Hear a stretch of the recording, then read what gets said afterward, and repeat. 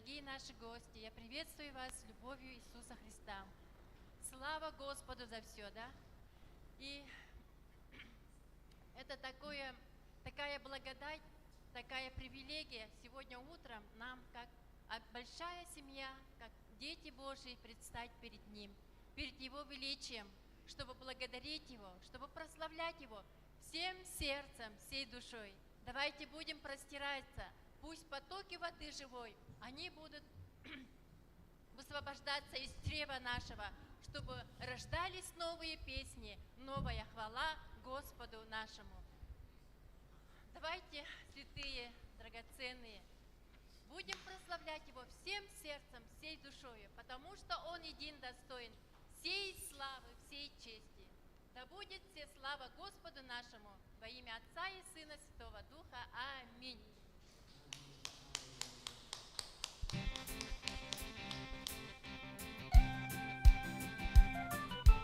Каждое утро изливается Твоя благодать, каждое утро обновляется Твоя благодать. Каждое утро открываюсь я навстречу Тебе, мой Господь. Каждое утро обливается Твоя благодать. Каждое утро Ты даруешь силы жить и любить. Каждое утро Ты даруешь силы жить и любить. Каждое утро я иду навстречу новому дню, мой Господь. Каждое утро Ты даруешь силы жить и любить.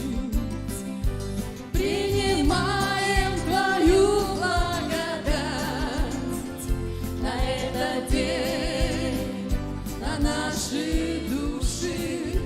Принимаем Твою благодать на эту жизнь, Ты нам так нужен.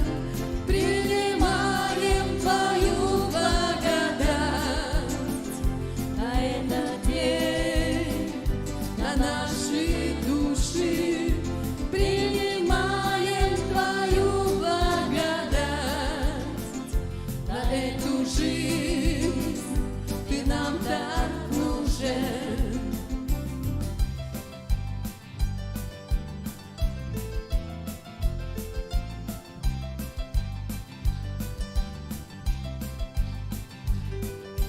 Hassasırdasın bilgini algın, hassasırdasın var bütün algın, hassasırdasın günü ere göksebü dağaram. Hassasırdasın bilgini algın, hassasırdasın bilgini algın, hassasırdasın var bütün algın, hassasırdasın günü ere göksebü dağaram. Hassasırdasın bilgini algın, ılın alı düce algısın,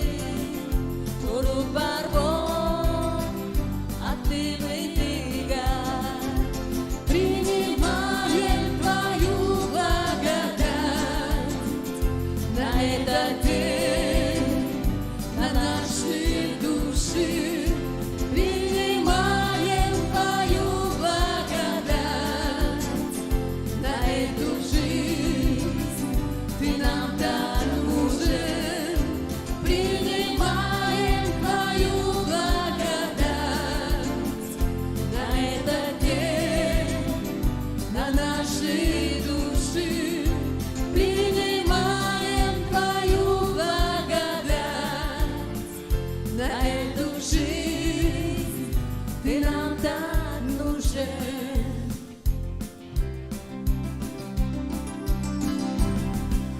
Аллилуйя! Благодарим Тебя, Господь, за Твою благодать в каждом дне, который никогда не иссякнет. Аллилуйя!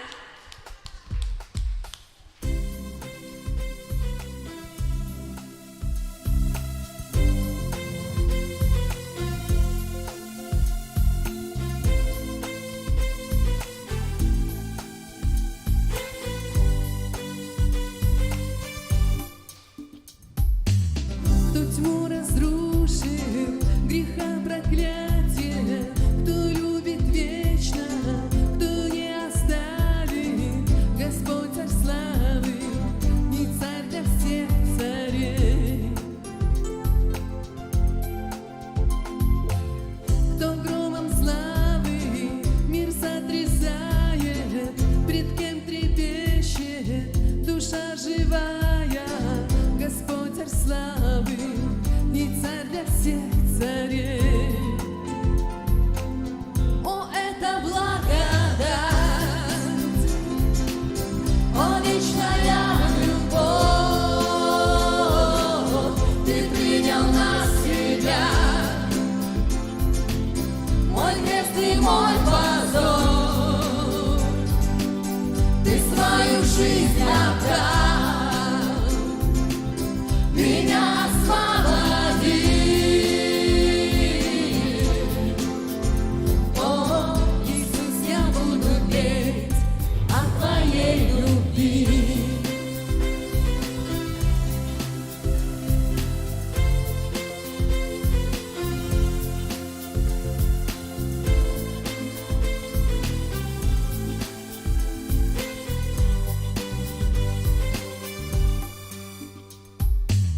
Кто убирает из жизни хаос, кто стал отцом нам, назвал сынами, Господь царь славы, Господь царь славы, кто правит миром в суде и правде, и ярче солнца свет Его славы, Господь царь славы, и царь для всех царей. И выше руки! О, это благодать, о, вечная любовь, Ты принял на себя мой крест и мой позор, Ты свою жизнь отдал, меня освободи. О, Иисус, я буду петь о Твоей любви. Ким хараганы, анины кейбит, ким бүппет тапталын, биеге бербит, үрдүктен үрдүк, быластактан ара.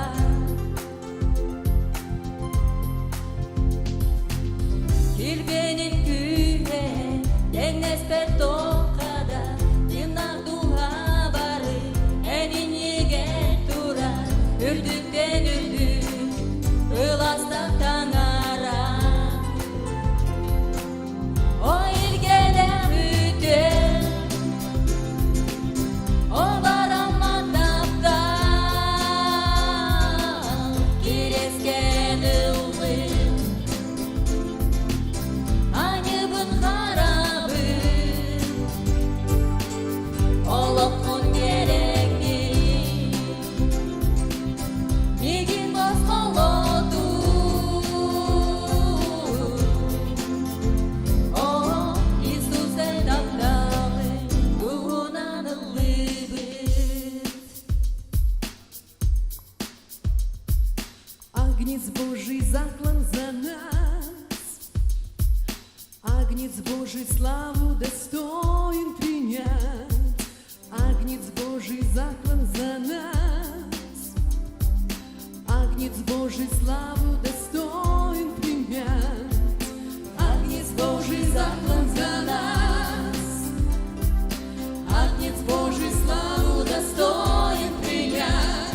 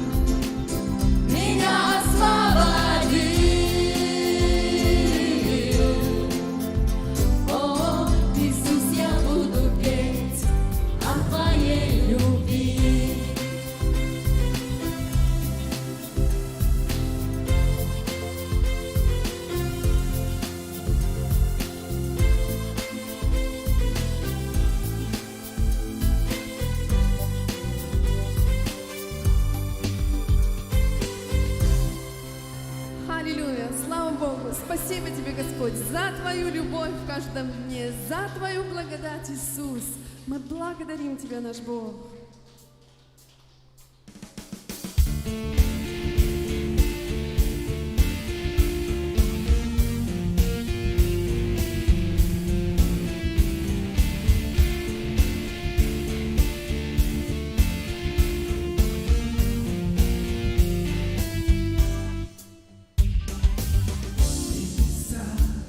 Поют тебе новую песню, Бог мой, а сам тебе.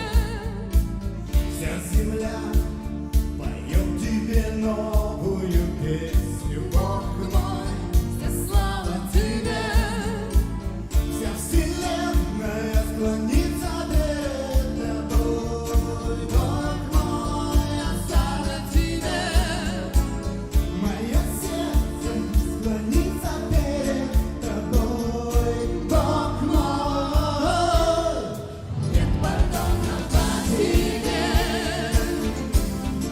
нет на небе и земле,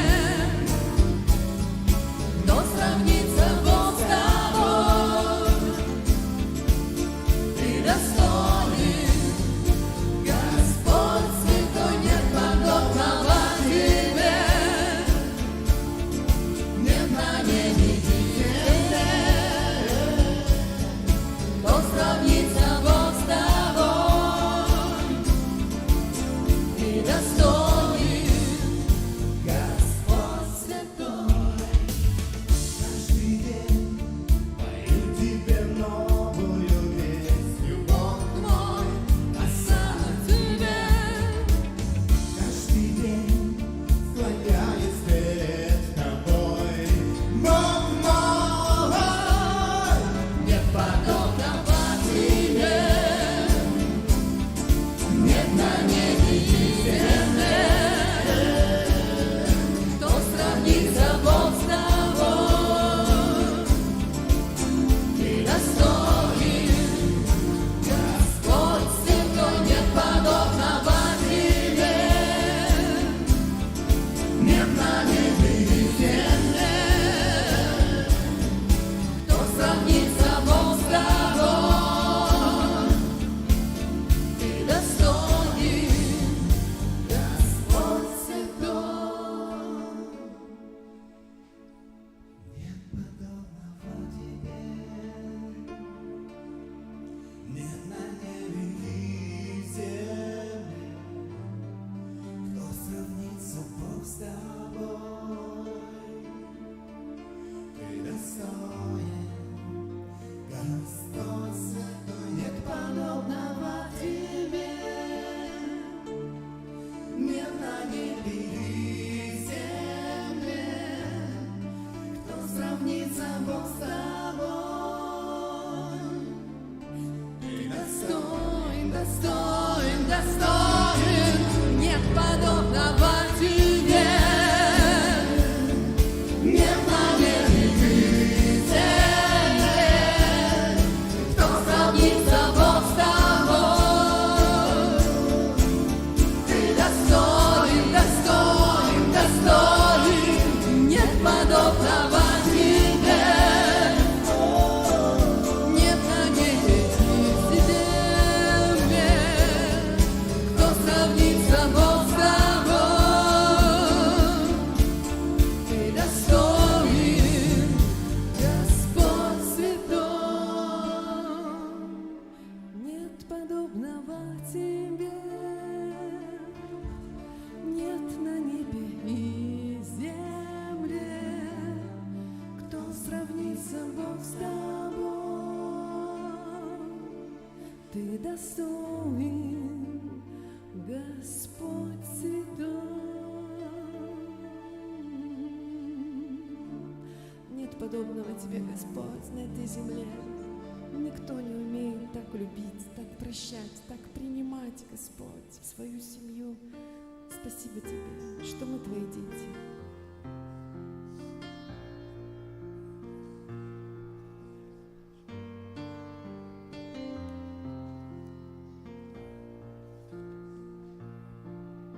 Ты нашел меня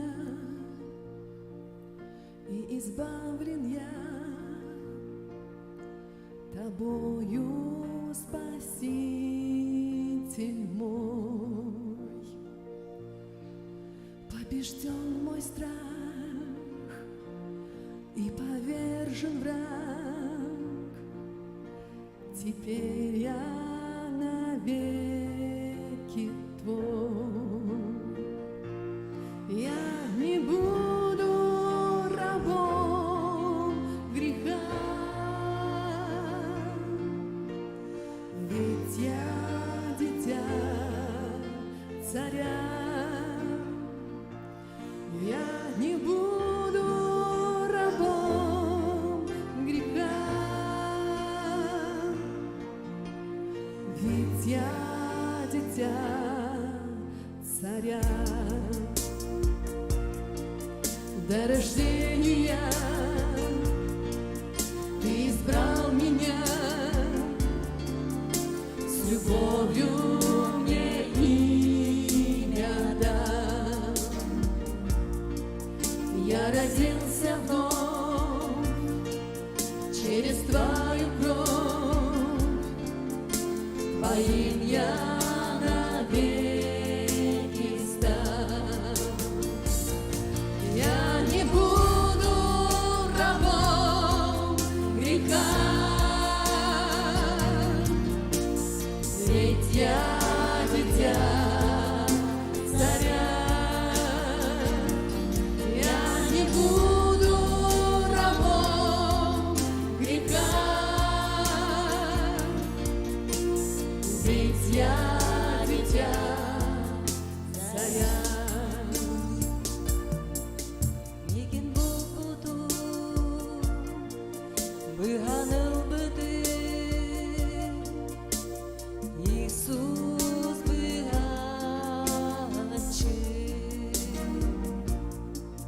Кутталыкайды эстеп өнерді, бейегер таланылды. Ани гулуда болмаппы, Иисус оғодобу. Ани гулуда болмаппы,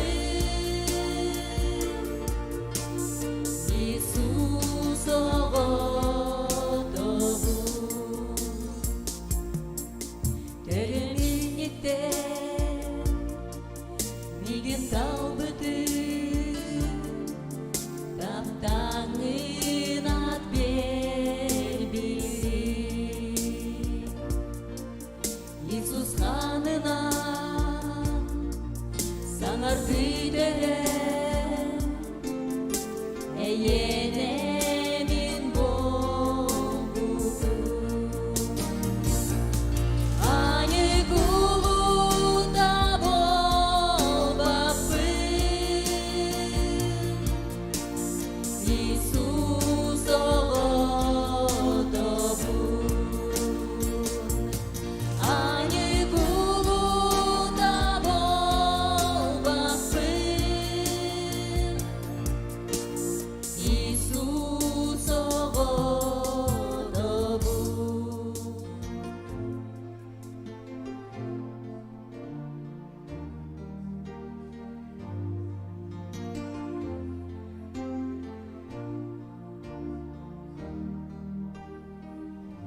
В Твоих объятиях, в Твоем спасении душа ликует песню избавления. Мы навек свободны, пали рабства цепи. Давайте праздновать победу.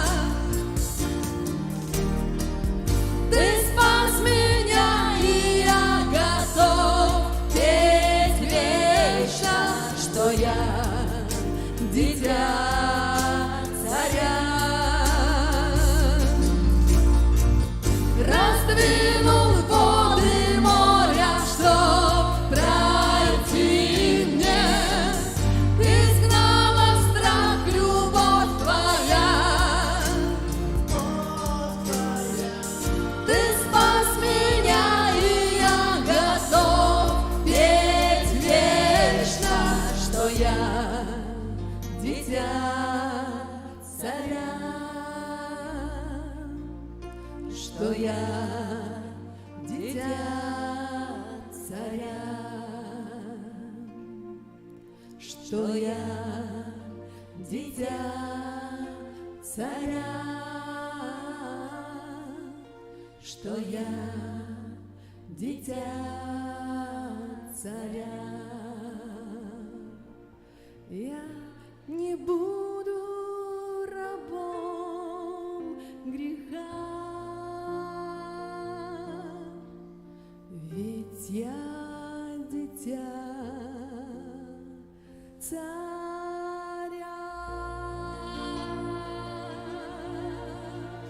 Аллилуйя! Слава! Аллилуйя! Слава Тебе, Отец Небесный! Отец, мы благодарим безмерную любовь и благодать, которая прямо сейчас изливается на нас, Господь. Мы открываем свои сердца, Господь, и мы впитываемся, Господь. Мы входим в Твое святое присутствие во имя Иисуса Христа. Благодарим Тебя, Господь Иисус, что Ты создал церковь, и Ты сказал, что врата ада не одолеют. Мы благодарны Тебе, Отец, аллилуйя! И Ты дал нам привилегию, чтобы мы молились, Господь, за свой родной город, за свою родную страну.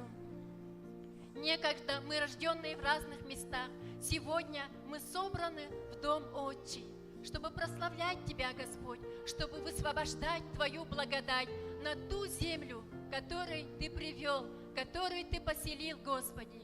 И мы сегодня благодарим Тебя, Господи, за этот город, за наш город Якутск, Господь. И мы сегодня, как церковь, имеющая власть в духовном мире, высвобождаем с Твоих высот, Господь, с высоты духовной власти, которая есть у Иисуса Христа. Высвобождаем Твою благодать, Господь, Твою милость, Господь, на этот город, на каждого человека, живущего в этом городе, на каждую семью, Господи, чтобы Твой мир пришел в каждый дом, чтобы каждый человек познал Твое имя, спасение через Иисуса Христа. Также мы молимся, Господь, согласно 1 Тимофея 2 глава, мы молимся за начальство, за власти, за всех людей, чтобы нам жить тихой, безмятежной жизнью. Мы благословляем наше правительство, мы благословляем президента, мэра города и все начальства власти города и республики, чтобы они имели мудрость и благодать от Тебя, чтобы управлять богобоязненно, чтобы они они умели выходить и входить перед тем народом, над которым они поставлены. Пусть, Господь, Царство Твое распространится по всей нашей земле. Пусть слава Твоя, Господь, возносится до небес, Господь, во все роды и племена. Дорогой Господь, мы благодарим за церковь, за краеугольный камень, за все церкви по Якутии и все церкви нашего Северо-Восточного Союза. Благословляем нашего епископа, наших пасторов, наших служителей, которых Ты нашел верными в служении и поставил на это служение. Мы благословляем их, чтобы их сердца всегда горели огнем, чтобы этот огонь никогда не сгорал, чтобы Евангелие любви, Евангелие Иисуса Христа охватило всю землю. Благодарим Тебя, Господи. И сейчас, Господь, мы соглашаемся со всеми молящимися по всей земле, которые молятся за мир, за устройство во имя Иисуса Христа. Мы молимся, чтобы мирное население было защищено просто сверхъестественным образом, чтобы в сердце каждого человека зародилась любовь к ближнему человеку, чтобы каждый человек познал Твое имя, чтобы милость Твоя, Господь, обитала в сердце каждого человека. Также мы молимся за тех людей, которые мобилизованы не по своей доброй воле, Господи. Пусть это время, Господь, когда они там, будет временем личной встречи с Тобой, лицом к лицу, Господи. Просто, Господь, мы молим, чтобы Ты высвобождал свою армию спасителей, чтобы они говорили, Господь, как священники, чтобы они высвобождали на таких местах Твой мир, Господь, и Твою любовь, Господи. Пусть во всей земле, Господь, Да будет царство Твое, Господь, на этой земле, как и на небе. И пусть воля благая и угодная и совершенная да будет во всем. И сегодня, драгоценные братья и сестры, я благословляю ваши уши, чтобы они были открыты, слушать и принять Слово Божие, чтобы оно упало на добрую почву наших сердец, чтобы это Слово, оно приумножалось и произвело плоды, умножающиеся плоды в нашей жизни. Да будет благословенно имя Твое, Господь, и да будет во всем воля Твоя, благая, угодная, совершенная. Во имя Отца и Сына, Святого Духа. Аминь. Аллилуйя. Драгоценные дети наши, мы приглашаем вас сюда. Если дети есть, поднимитесь, пожалуйста, на второй этаж. Слава Богу, и Господь все больше и больше благословляет нашу церковь. Наша церковь, она как земля рождающая, рождающая плоды. Это есть плод нашего чрева. И сегодня Господь нам послал благословение пастора Данияра Сагымбековича из Владивостока. Мы все его знаем и любим. Вы его долго ждали. И сегодня я попрошу пастора Данияра помолиться за наших детей. Пожалуйста. Господь, мы благодарим Тебя за то, что Ты доверил нам детей. Господь, Ты даешь им нам время, и дай нам, Господь, мудрости, дай нам показать Твою любовь, показать, Господь, Твою реальность, Боже, и Твой мир, чтобы был в наших домах, чтобы наши дети росли в Твоем присутствии. Господь, и мы сегодня благословляем, Господь. Мы благодарим Тебя, Господь, что Твоя рука, она будет над ними во имя Иисуса Христа. Господь, пусть Твоя благодеющая рука будет над ними, Господь. Пусть они, Господь, будут облагодетельствованы Твоими ангелами, Господь, чтобы ангелы Твои охраняли их. Господь, чтобы ни одно оружие, сделанное против, оно не было успешным, чтобы они познали Тебя, живого Бога, как нашего Спасителя, Господь, Дух Святой, чтобы они прославили Тебя, Господь, через разные сферы, через искусство, через творчество, через то, что они будут что-то новое творить, Господь, и чтобы через них распространялась Твоя истина, Твоя любовь и Твое благословение. Во имя Отца, Сына и Святого Духа. Аминь. Аминь. Благословляем. Слава Богу! Драгоценные братья и сестры, вы заметили, да, как с воскресенья наша церковь все больше и больше обновляется, все больше и больше становится краше. Аллилуйя! Слава Богу! Господь, мы благодарим Тебя за то, что Ты благословляешь эти руки даятелей, что есть у нас возможность принести в дом хранилище Твоего, нашу церковь. Мы благодарим Тебя и благословляем, что у нас есть завет с Тобой, завет, чтобы Ты есть наш обеспечитель. Благодарим Тебя, Господи, есть, и мы сейчас будем совершать это служение, даяние, где мы добровольно приносим от чистого сердца в Дом Божий, чтобы он процветал, чтобы в нем была пища духовная, физическая. И вы можете отправлять также по номеру карты, который есть в группе. И мы благословляем тех людей, в сердцах которых есть откровение, что это есть завет с Господом, что мы все даем добровольно из-за любви к Господу. Мы почитаем Его этим. Пусть прославится Его имя в нашей жизни, пусть прославится Его имя в церкви. Будьте благословенны. И сейчас я хочу передать слово нашему драгоценному гостю, пастору из церкви «Живая вера» Владивостока, Данияру Сагымбековичу Каргалдоеву. Данияр Сагымбекович. Слава Богу, я очень рад быть здесь. И у нас такой путь был очень такой непростой. Мы должны были быть, 2 дня тому назад мы должны были быть в Нерюнгри. Приехали с Хабаровска на поезде в Хабаровск и должны были улететь в Нерюнгри. Там должно было быть 2 собрания. И представляете, самолет задержался, и мы практически не попали на собрание. Потом были в Алдании, и вчера мы сюда приехали.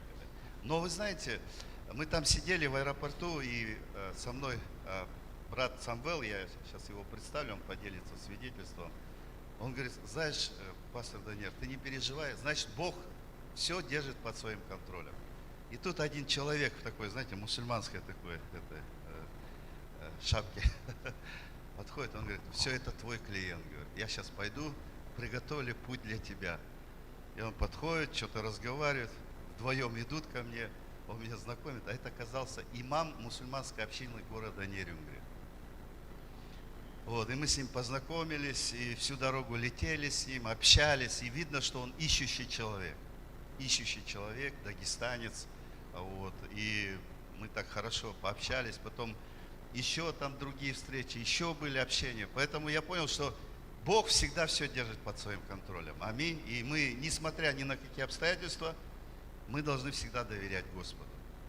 Знаете, для меня всегда радость такая быть в Якутии, потому что много времени я провел здесь. И я помню, как церковь начиналась, много ездили сюда, служили в Нерюнгри. Вот, и сегодня, знаете, мое сердце наполняется огромной радостью и любовью вот тех людей, которых я уже давно знаю. Вот, знаете, вот Бог изливает свою любовь. Это так ценно, что несмотря на все эти такие разные, там проходили испытания, да, но вы верные Господу люди, и пусть Бог вас благословит. Вы знаете, я когда помню в Нерюнгри 98-й год, у нас уже церковь была 500 человек, представляете, просто росла, там 40 человек я крестил, 30 человек крестил. И вот такое движение было Божье. И помню, однажды я молился, постился и говорил: Господи, вот какой секрет роста церкви, чтобы церковь росла? Я молился, и знаете, Господь сказал: номер 1, если ты хочешь, знаете, не вопрос в том, чтобы церковь росла. Бог никогда не думает о росте церкви. Знаете, иногда пастора там переживают за рост церкви. Знаете, когда рост церкви, у тебя большая церковь, ты такой большой пастор, крутой такой, знаете, иногда мотивы неправильные. Господь говорит: знаешь, я не переживаю за рост церкви, я переживаю за спасение людей. И Он говорит: я хочу, чтобы ты научился просто любить людей. Не в том, чтобы их сделать своими учениками, а просто люби людей. И люди будут чувствовать твою любовь. И эта любовь, которая в нас, она будет привлекать их к Иисусу. Аминь. Поэтому нам нужно избавиться от каких-то таких шаблонов религиозных. О, рост церкви, нам нужно евангелизировать. Это все понятно, но мотив, чем ты движешь? И вот со мной, я стараюсь один не ездить. И вот Бог со мной приехал брат Самвел, уникальный человек, я не побоюсь этого слова, потому что он был очень большим бизнесменом, потом, разный бывает, да, в бизнесе, и он остался без ничего. У него только осталась хорошая машина, называется как? Да, очень хорошая машина, Ягуар. И он, знаете, он не заплакал, он говорит, он решил проповедовать Евангелие. И он за это время 7 тысяч Евангелий раздал. И у него там в машине люди каялись. И Бог его опять поднял, знаете. Он приехал во Владивосток, он немножко расскажет об этом. И Бог ему доверил большой бизнес. И знаете, но не это меня впечатляет, что Бог дал большой бизнес. Но меня в нем впечатляет вот это сердце, которое горит для Господа, которое хочет проповедовать. И как-то он говорит, я говорю: Самвел, чего не был на собрании? Я говорю: у нас 5 человек покаялось. Он говорит: пастор Джан, у меня за неделю, говорит, 40 человек в машине покаялось. И он говорит: чудеса происходят не в церкви, чудеса происходят за пределами церкви. Когда мы идем, мы наполнены этой любовью Божьей, мы говорим: Иисус любит тебя. Не просто знаете, нам приказали сказать, Иисус любит тебя, но ты говоришь, Иисус любит тебя. И это будет касаться сердец людей. Аминь. Поэтому давайте поприветствуем, дадим немножко вам засвидетельствовать, брат Самвел. Я вас приветствую, братья и сестры. Это для меня там большая честь находиться, там делиться словом, да. И я благодарен Господу, что Его милость велика каждого из нас. Потому что каждым днем мы понимаем, что мы ничем не достойны. Только по Его милости мы существуем, мы приходим. И я хочу вас обрадовать, что кто находится здесь, тот является избранным от Бога. И тем более я был здесь 20 лет назад, 19, я общался с другим людей по вашей национальности, да, там с крутыми, там с бизнесменами. Я никогда не думал, тогда я тоже не был там такой верующий, как сейчас можно сказать, да, что Бог может изменить. И я сейчас стою, и мне прям радуется душа.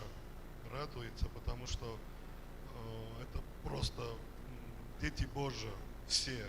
И все должны когда-то познать Господа как своего Спасителя, единственного, который нету больше других путей. Я хотел поделиться, я всегда говорю только о Евангелии.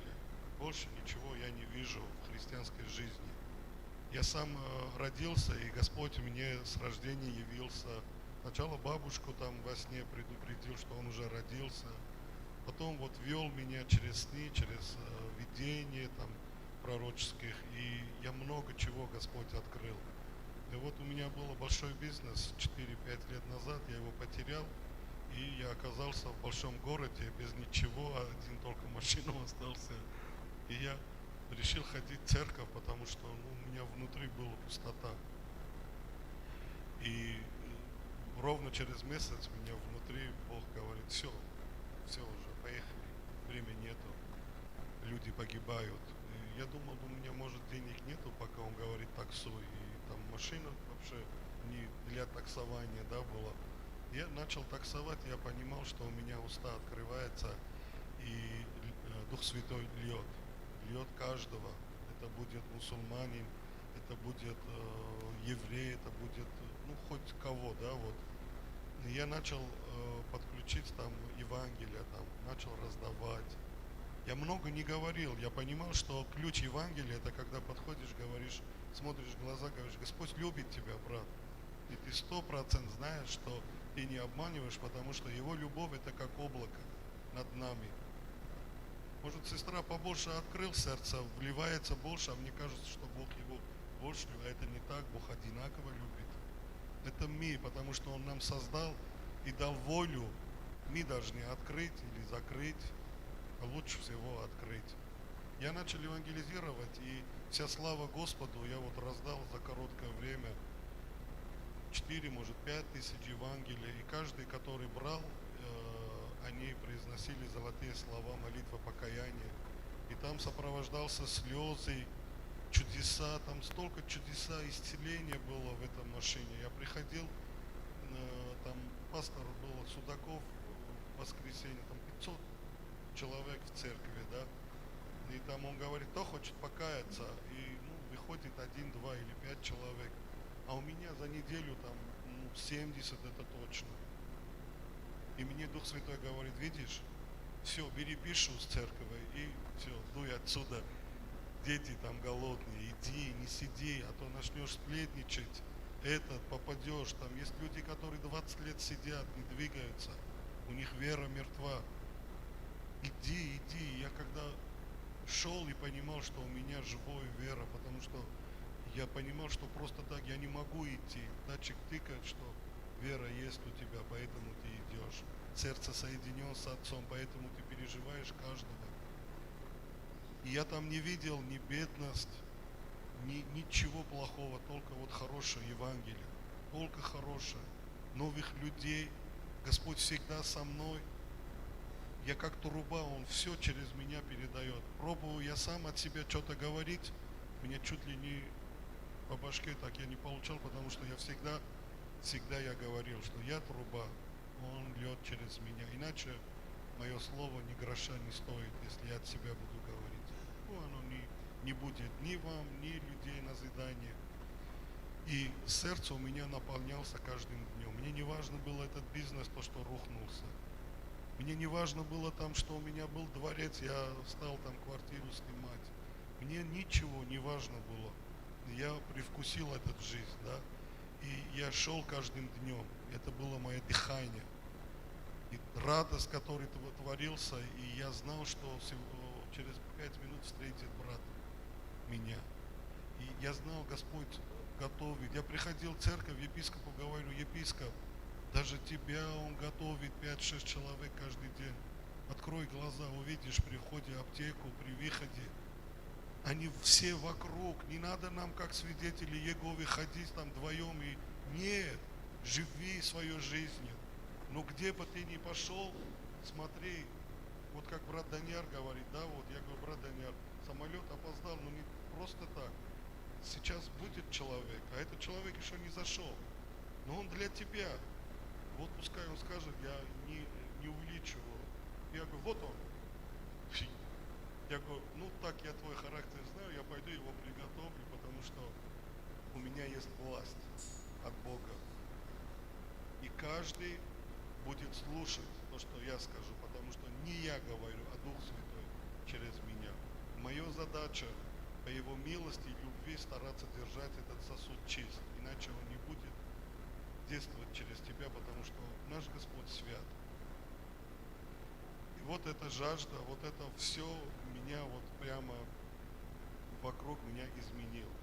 Там мои друзья думали, я с ума сошел, а я думал, что, Господи, мне жалко их, молился за них, потому что они не знают истину. Но каждый здесь сидящий, наверное, не против, если я вопрос задам. Кто хочет, чтобы пришествие Господа было завтра, послезавтра?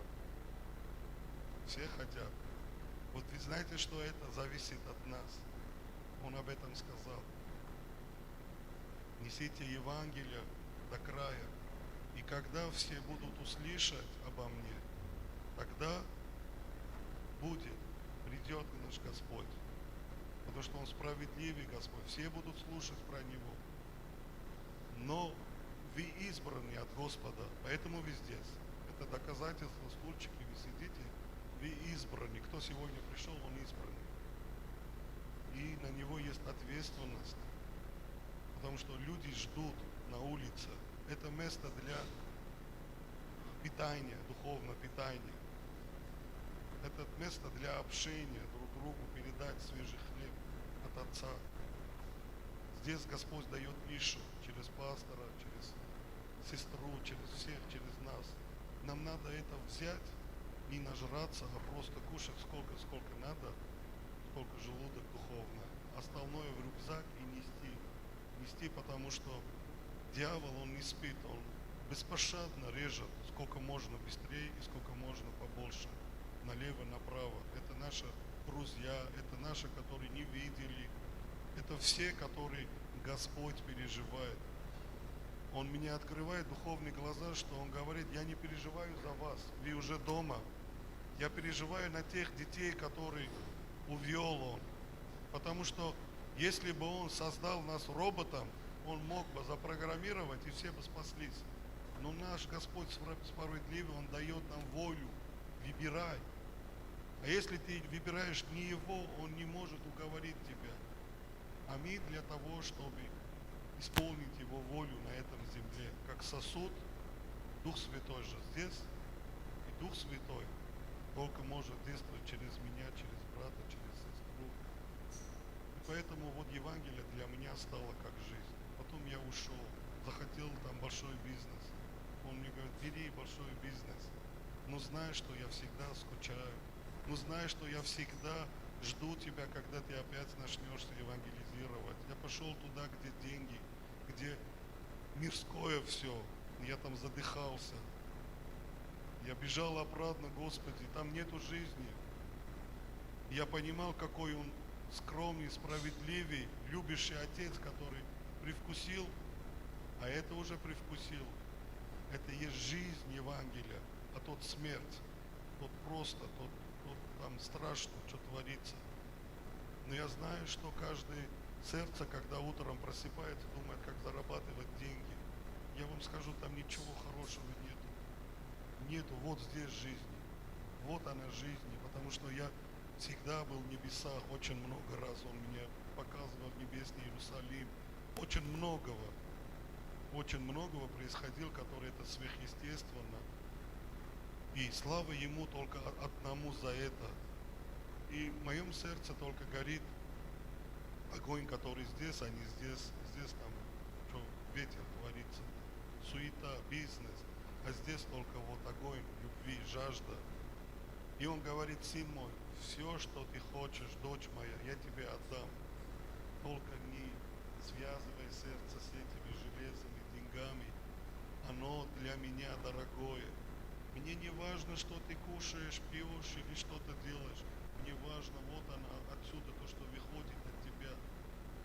Потому что Он единственный сердцевидец. Он лучше знает, нежели ты в своем сердце, что творится. Поэтому наша задача держать как можно честь. Не можешь, проси, Он поможет. Только проси. В молитвах старайся сказать: все будет по твою волю. Потому что я не знаю, что мою волю. Я прошу 100 миллионов, а не знаю, мне по башке дадут, когда у меня будет. Я не знаю, Господь. А Ты знаешь, сколько мне надо. Ты знаешь, сколько чего, Господи. Ты вездесущий. Ты все то, что создал нас всех. Я вам хочу ободрить, что Дух Святой здесь. И Он хочет, чтобы каждый из нас, услышав золотые слова, это нести Евангелие.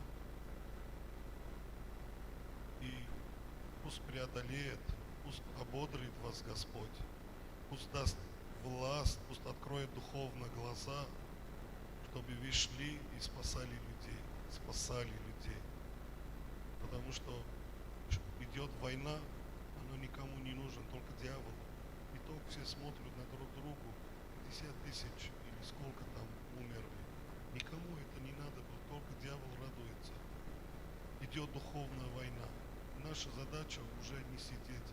Наша задача: пришли, получили духовную пищу.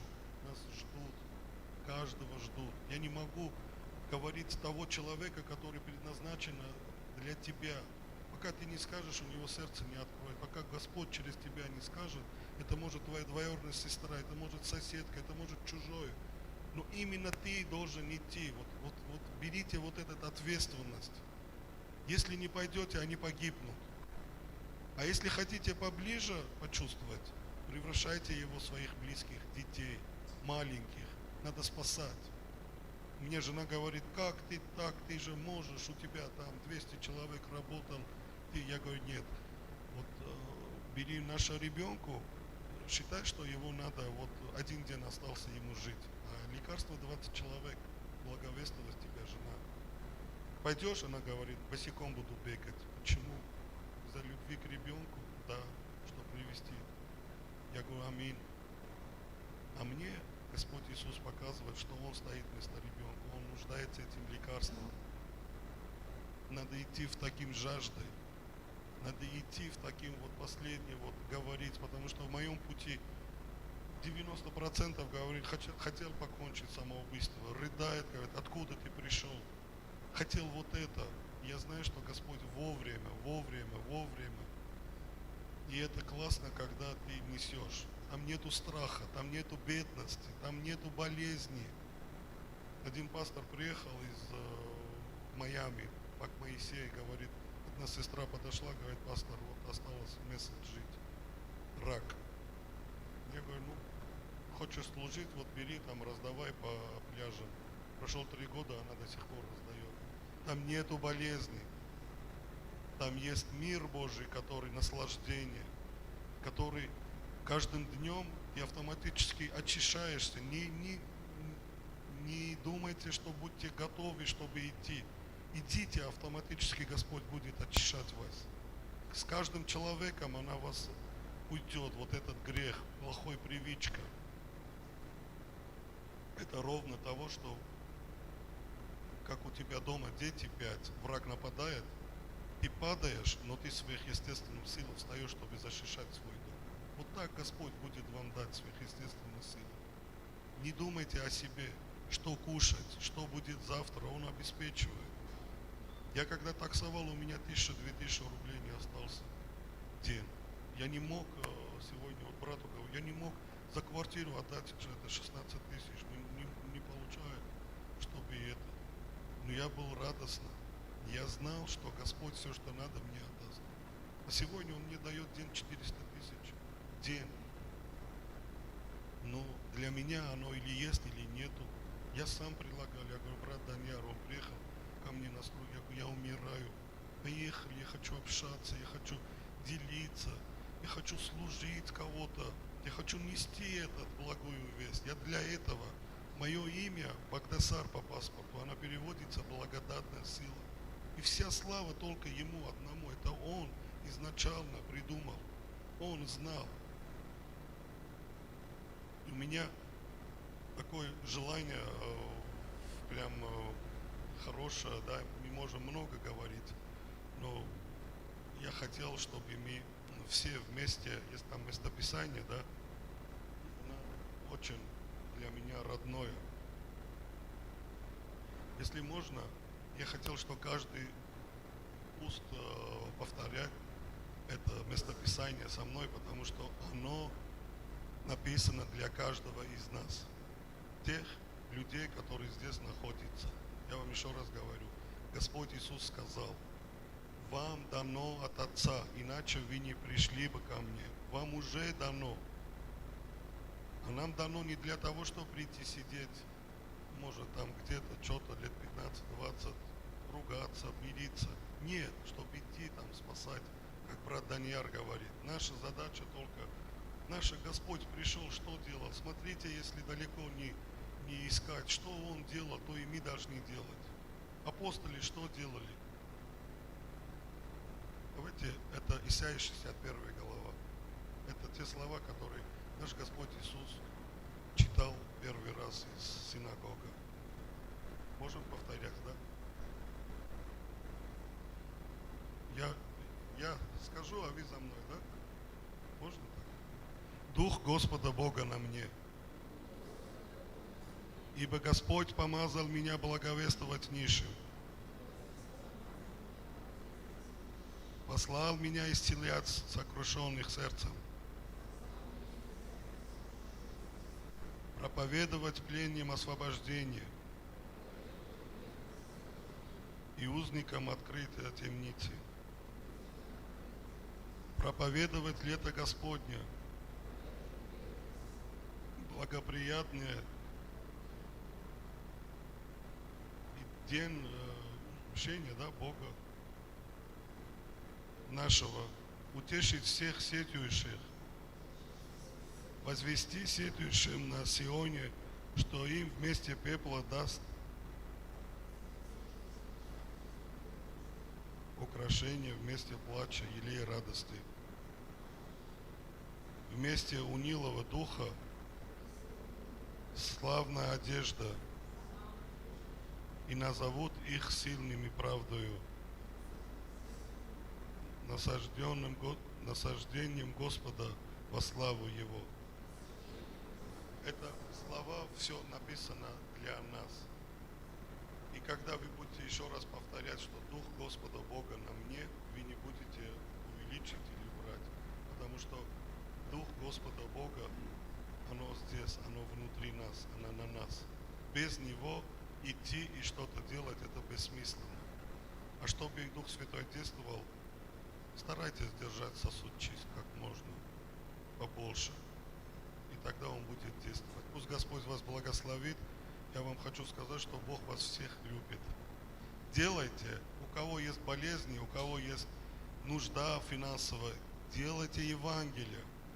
Оно все будет вам. Но будет тогда, когда ваше сердце не будет желать. Ни финансы, ни это. Проблемы уйдут. И то, что вы мечтаете заработать $1 миллион, Господь даст вам 300 миллионов долларов, которые вы даже не можете. Вот поверьте мне, вот я стою живой, да, я иду в моем жизни вот такие чудеса. Но я всем говорю, что благословление слова это не про финансы. Финансы это 380 благословение. А первое это мир Божий, который превыше всякого ума хотим приобрести внутрь нас. Тогда 100 рублей и 100 миллиардов будет одинаково для нас. Тогда тревога уйдет. Тогда будет наслаждение. Тогда будет любовь, жизнь. И это все Евангелие. Господь вас любит. Слава Господу! Слава Господу! Да, Божье присутствие здесь. И Бог что-то делает. И Он хочет что-то делать с нашими сердцами. Потому что, знаете, Дух Святой это реальность. Аминь. И Господь говорит, знаете, вот действительно, если мы будем делать дело Божье, Он нас всем обеспечит. Я никогда не переживал за деньги. Никогда. Мы когда начали строить, Бог сказал строить здание в Нейрюнгре. Я помню, мы начали строить, у нас было 150 человек в церкви. А здание мы строили на 700 человек. И однажды я так сильно переживал, что думаю, вдруг мы построим здание, а никого не будет. Я так переживал, что ночью мне сон приснился. У нас там балкон, если кто был в Нейрюнгре. И я смотрю, 2 сестры ругаются за место. Она говорит, я буду здесь сидеть, другая, я. А третья говорит, зачем такое маленькое здание построили? 120 человек было где-то, 150 в тот момент. И знаете, то, что мне Бог во сне показал, я это увидел наяву. Когда была конференция, больше чем 700 человек приехало. У нас уже церковь была 500 человек. Я увидел с балкона, прям как во сне, как 2 сестры дрались за место. Думаю, хорошая проблема, да? Знаете, плохая проблема, когда ты не знаешь, кого посадить. А тут, когда ругаются за место в церкви, это хорошая проблема. Аминь. Слава Господу. Бог наш великий Бог. Бог наш великий Бог. Я почему Самвела взял с собой? Потому что я редко видел людей, которые горят для Слова Божьего. Он много свидетельств не рассказал, потом, может быть, поделится, когда там человек, министр, начал плакать у него в машине. Когда там бабушка, которая на костылях ходила, бросила костыли и начала бегать. Чудеса там, друзья, не здесь. Мы здесь уже, знаете, помолись за меня 10-15 лет, уже голова у тебя лысая от возложения рук, а ничего нету. Чудеса там. Аминь. Там нужно возлагать руки. И там Дух Святой будет действовать больше, чем в церкви. Больше, чем в церкви. Аминь. Аллилуйя, Господь. Давайте мы прославим Господа и поклонимся, и я тоже поделюсь словом. Аллилуйя. Господь, мы благодарим Тебя. Господь, мы благодарим Тебя за Твое Слово, за Твое свидетельство, Господь, что Ты живой, что Ты реальный Бог. И мы верим великому Богу, мы верим великому Царю. Аллилуйя! О, Господь! Господь Иисус, Ты наш президент, Ты наш Царь, Ты наша жизнь, Господь, Дух Святой. Мы благодарим и славим Тебя. Ты Царь царей, Ты Господь господствующих. Слава Тебе! Аллилуйя, Господь, Дух Святой. О, Иисус! Аллилуйя! Поднимая свои руки к небу, прославляя Творца вселенной, пусть в небеса прольется прославление из сердца моего. Я не хочу быть таким, как прежде, а в Твою славу хочу меняться. В Твоей любви я хочу купаться, Твоими путями ходить. Я говорю, Иисус, Господь, Ты нужен мне. Аллилуйя, Иисус.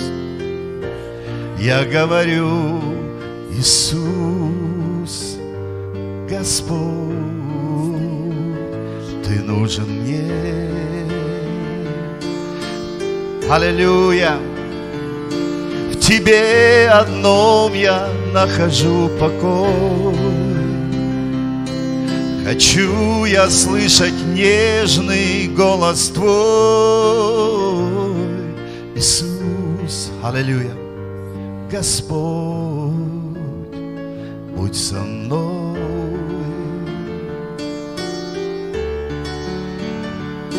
В Тебе одном я нахожу покой. Хочу я слышать голос Твой, Иисус, Иисус, аллилуйя, Господь. Открывай свое сердце для Него. Будь со мной, аллилуйя, Иисус. Господь, мы преклоняемся. Аллилуйя, Господь, мы благодарим Тебя за Твою победу. Мы провозглашаем Твою силу, Твое господство, Твою любовь, Твои благословения на этом месте. Отец, я благодарю Тебя, что это маленький зал для тех, кого Ты приготовил, Господь. Аллилуйя, Дух Святой, благодарим. В Тебе одном я нахожу покой. Хочу я слышать нежный голос Твой, Иисус, аллилуйя, Господь, Господь, будь со мной. Господь, благодарим Тебя за это время в Твоем присутствии. И пусть Твоя благодать умножится. Пусть Твоя благодать умножится в нашей жизни. Господь, я благодарю Тебя за Якутию. Так, как много сокровищ закопаны в этой земле, алмазов, золота, так и много бриллиантов, сокровищ, Господь, людей в этом месте, которые поднимутся, которые Ты помоешь, отмоешь от всякой грязи, и они будут сверкать, как алмазы, как бриллианты якутские, как золото, во имя Иисуса Христа. Аллилуйя. Аминь. Аминь. Слава Господу. Спасибо большое. Спасибо. Слава Господу, что мы без репетиции смогли спеть. Спасибо вам, сестра. Слава Богу. Да, чудесно, знаете, мы приехали сюда, и вот нас встретил Дима, вот, и, ой, Костя, Дима в Косте, я все время, Дима, Костя. И знаете, вот вроде как бы, ну, понятно, что должны встретить, но вот через это вот такая любовь просто изливается. Мы сколько раз приезжаем, всегда этот дом открыт, знаете. Вот, Костя, пусть Бог благословит вас, вот, пусть Божья просто жизнь наполняет ваш дом, детей ваших, вот, там до 10-го поколения пусть благословение Божье будет. Вот. Всех рад видеть, Света тоже вот рад, что с мужем сегодня тоже, и чудесные люди здесь, как алмазы, бриллианты якутские. Аминь. Слава Богу. Знаете, у меня есть слово такое короткое, продолжай. Вот я хотел бы об этом с вами сегодня поделиться. Мы живем в такое время непростое, и разные события происходят. Да, мы думали, пандемия вот скоро закончится, и мы заживем, да. Многие говорят, сейчас пандемия закончится, заживем, все наладится. Тут другая история началась, да. И тут мобилизация. И знаете, на самом деле мы церковь, но мы не можем жить отдельно от этого мира. Аминь. Отделиться, уйти в лес. Мы связаны с этим миром, потому что у нас есть друзья, близкие, родственники, дети, да, и это все равно касается в той или степени нас с вами. И вот когда такие обстоятельства приходят, мы понимаем, что об этом, обо всем Иисус уже сказал. Он сказал, услышите о военных слухах, помните, и о воинах. Что Он сказал? Не ужасайтесь. То есть Господь заранее нас предупредил. Не ужасайтесь, ибо сему надлежит быть. И Он говорит, и это не конец. Хорошее, да, слово ободрения? И это не конец. Это начало болезни. И мы понимаем, что здесь вопрос возникает. Вообще, к какому царству мы принадлежим? Мы принадлежим небесному царству или царству, которое вот здесь, на этой земле. Понятно, нам хочется и на этой земле пожить хорошо. Особенно, когда ты дом построил, еще что-то хорошее, на хорошей машине ездишь и так далее. Понятно, что это все хорошо. Аминь. Богу хорошо, когда нам хорошо. Давайте скажем хорошо. Сразу хорошо, да, становится? Конечно, есть люди, знаете, когда тебе хорошо, им плохо становится. Но не надо. Я понял, что, знаете, друзья познаются в радости. Не в горе даже. Когда ты говоришь: брат, мне там подарили машину, и ты смотришь, его лицо сразу, знаете, плохое стало, знаете, ему сразу нехорошо стало. Это, знаете, сложно радоваться, когда кому-то хорошо, близкому, да, ему подарили машину, а тебе не подарили. Это сложнее. Знаете, погоревать с кем-то, ну, как-то легче, знаете. А вот порадоваться с кем-то, вот сложнее. Знаете, этот старик поймал золотую рыбку, и золотая рыбка говорит: слушай, вот сейчас, говорит, санкции, только одно желание, говорит, могу. Любое желание. Но, говорит, ты должен понимать, все, что ты не пожелаешь, у соседа будет в 2 раза больше. Представляете, какая сложная задача, рыбка. И он как загрузился. И он думает: так, если я машину, Мерседес попрошу, у соседа в 2 раза больше будет. Дом попрошу, у соседа в 2 раза больше будет. То попрошу, у соседа в 2 раза больше будет. И он, знаете, он так расстроился. И знаете, приходит рыбки и говорит, рыбка говорит: выколи мне 1 глаз.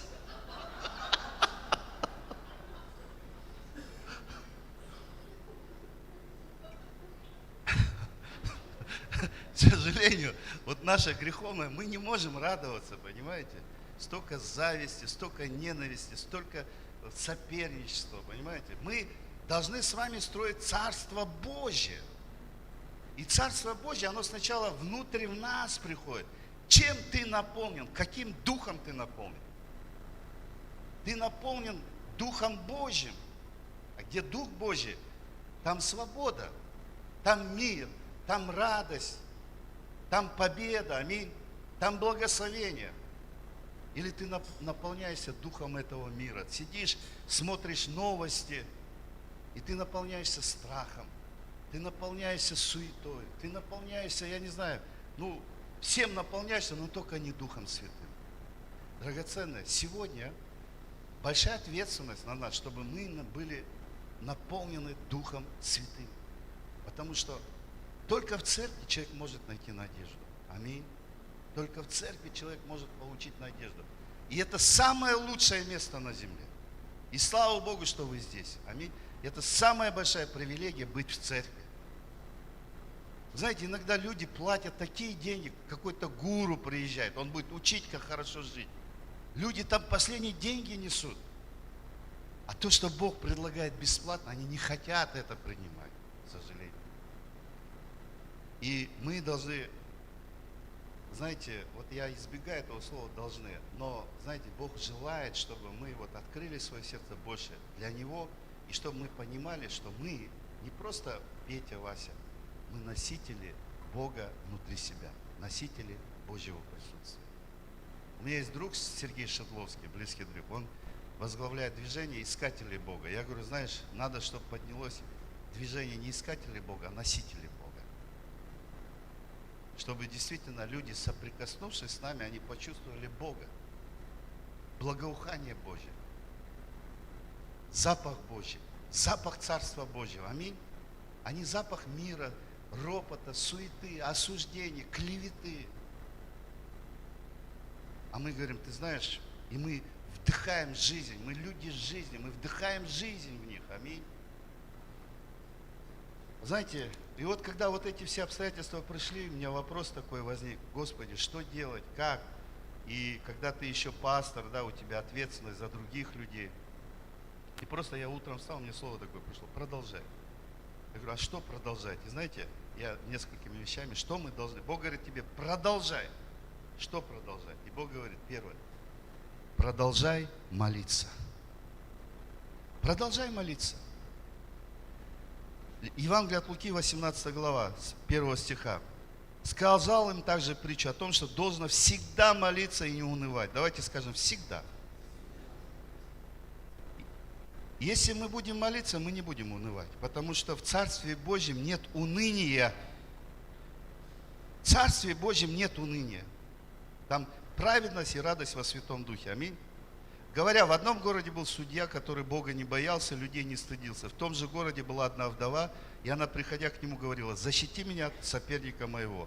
Но он долгое время не хотел, а после сказал сам себе: хотя я и Бога не боюсь, и людей не стыжусь, но как эта вдова не дает мне покоя, защищу ее, чтобы она не приходила больше докучать мне. И сказал Господь: слышите, что говорит судья неправедный?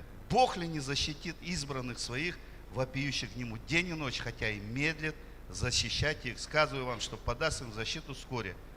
Но Сын Человеческий, придя, найдет ли веру на земле? Первое, Господь говорит: продолжай молиться. Вы знаете, мы ходим годами в церковь, и кажется, что нет результата, нет плода. Муж не меняется, жена не меняется, дети не в церкви. И знаете, Господь говорит: а ты продолжай молиться. Продолжай молиться. И второе, продолжай верить. Продолжай верить. Аминь. Я помню, в 98 году в церкви, я в Нерюнгре, я был там пастором. И, знаете, пришел один человек, ему 60 лет было. И он говорит: пастор Даниэль, хочу поделиться, рассказать, что моя бабушка была баптистская. И она, говорит, всю жизнь молилась за меня. И она умерла, говорит, 2 года или 3 года тому назад. И она не увидела, что я в церкви. Она не увидела своими глазами. И возможно, может быть, у нее, может быть, был вопрос Богу: Господи, я там сколько лет за него молилась, почему он до сих пор не спасен? Она могла разочароваться. Но знаете, Бог говорит: иди до конца. Даже если ты это не видишь своими глазами, продолжай молиться. И она умерла через 3 года. Он пришел в церковь. Ее молитвы были не напрасны. Знаете, Бог, друзья мои, я могу уверенно сказать, каждая ваша молитва, каждая ваша слеза, она отмечена Богом. Просто она лежит на полке до времени. Потому что Бог делает свое дело не тогда, когда тебе хочется, а когда у него есть время для всякой вещи написано. И когда это время приходит, Бог берет. Но ты должен, знаете, ты должен что-то положить туда, чтобы Бог это взял и использовал. А там, на этой полке лежит твоя молитва. Бог говорит: слушай, он же молился, я исполню это. Приходит время, Господь исполняет это. Аминь. Поэтому, драгоценный, продолжай молиться, не разочаровывайся. Продолжай молиться. Второе, продолжай верить. Аминь. Знаете, наша вера, она основана на чем? На чем основана наша вера? На Слове Божьем. Аминь. Слово Божье – это самая высшая реальность, потому что Бог сотворил Словом весь этот мир. И видимый, невидимый мир Он сотворил Своим Словом. Аминь. Он сказал: да будет свет, и стал свет. И примером вот такой веры, вера, которая не сдается, это был Авраам. Написано, он был отец верующих, да, всех верующих. Римлянам 4 глава 17 стиха. «Я поставил тебя отцом многих народов перед Богом, которому он поверил, животворящим мертвых и называющим несуществующих как существующих». Смотрите, он называл несуществующих как существующих. Он сверх надежды поверил с надеждой, через что сделался отцом многих народов, по сказанному: так многочисленно будет семя твое. И не изнемогший в вере, он не помышлял, что тело его почти столетнее уже омертвело, и утроба сарина в омертвении. Не поколебался в обетовании Божьей неверия, но пребывал тверд в вере, воздавая славу Богу. В одном из переводов, что он продолжал славить Господа. И будучи вполне уверен, что он силен и исполнить обещанное. Смотрите, здесь написано, что Авраам, он не смотрел на свое тело. Столетнее тело, да? И он не смотрел на свою жену Сару. Хотя она, видимо, красавица была, если в 90 лет ее царь захотел, да? Хорошо сохранилась, видимо. Вот, но написано, что он не смотрел на свое тело, он не смотрел на видимое, он смотрел на невидимое. А на невидимое мы смотрим через Слово Божье. Бог сказал. Знаете, нам важно получить Слово от Господа. Помните, сотник сказал: скажи только слово, и выздоровеет слуга мой. Вы знаете, слово – это не то слово, которое Самвел сегодня говорил. Это не здесь, в голове твоей. Вера, знаете где? Вера находится в сердце, она не в голове. Есть люди путают веру с умственным согласием. Ты соглашаешься с умом, но у тебя в сердце нету веры. Но откровение, слово, живое слово приносит веру в твое сердце. Аминь. Знаете, я молился за своих детей, за их спасение. И все, переживал, знаете, и однажды молюсь, и Бог говорит, у тебя нет веры. Я говорю, как нету? Я же молюсь. Ты молишься без веры. И знаете, я задумался, и в какой-то момент, знаете, Бог мне говорит, начни благодарить просто меня, они уже спасены. Такое слово пришло. Благодари. Я просто начал благодарить. Господь, благодарю Тебя, что они спасены. Благодарю Тебя. Я просто начал благодарить. Я начал называть несуществующее как существующее. И я верю, я знаю, что, знаете, Бог это делает, Бог это сделает еще больше. Вера нас вводит в покой Божий. Вера приносит мир Божий.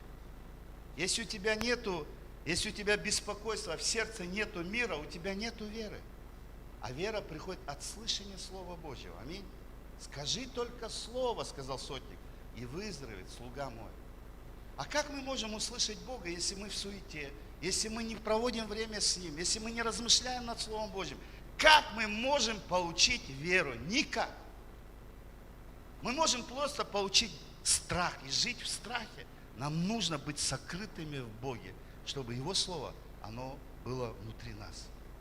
И знаешь, вера это когда я знаю, что я знаю, что я знаю, что я знаю, что я знаю. Оно просто внутри. Ты не напрягайся. Вера это не напряжение. Знаете, сестра говорит, я верю, я исповедую, я верю, я утром молюсь, я верю, я исповедую, я противостою страху. Я говорю, ты не веришь. Знаешь почему? Вера вводит нас в покой Божий. Я говорю, знаете, что такое вера? Вот ты когда ездила на поезде, он говорит, да. Вот что такое вера? У тебя на руках что? Билет. Из пункта А в пункт Б, да? И тебе не надо убеждать себя верить, что ты из пункта А не попадешь в пункт Б. Почему? Потому что у тебя билет.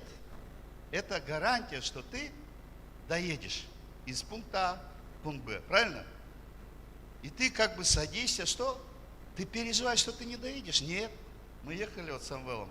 Мы взяли там чай, там радость. Мы наслаждались этим моментом.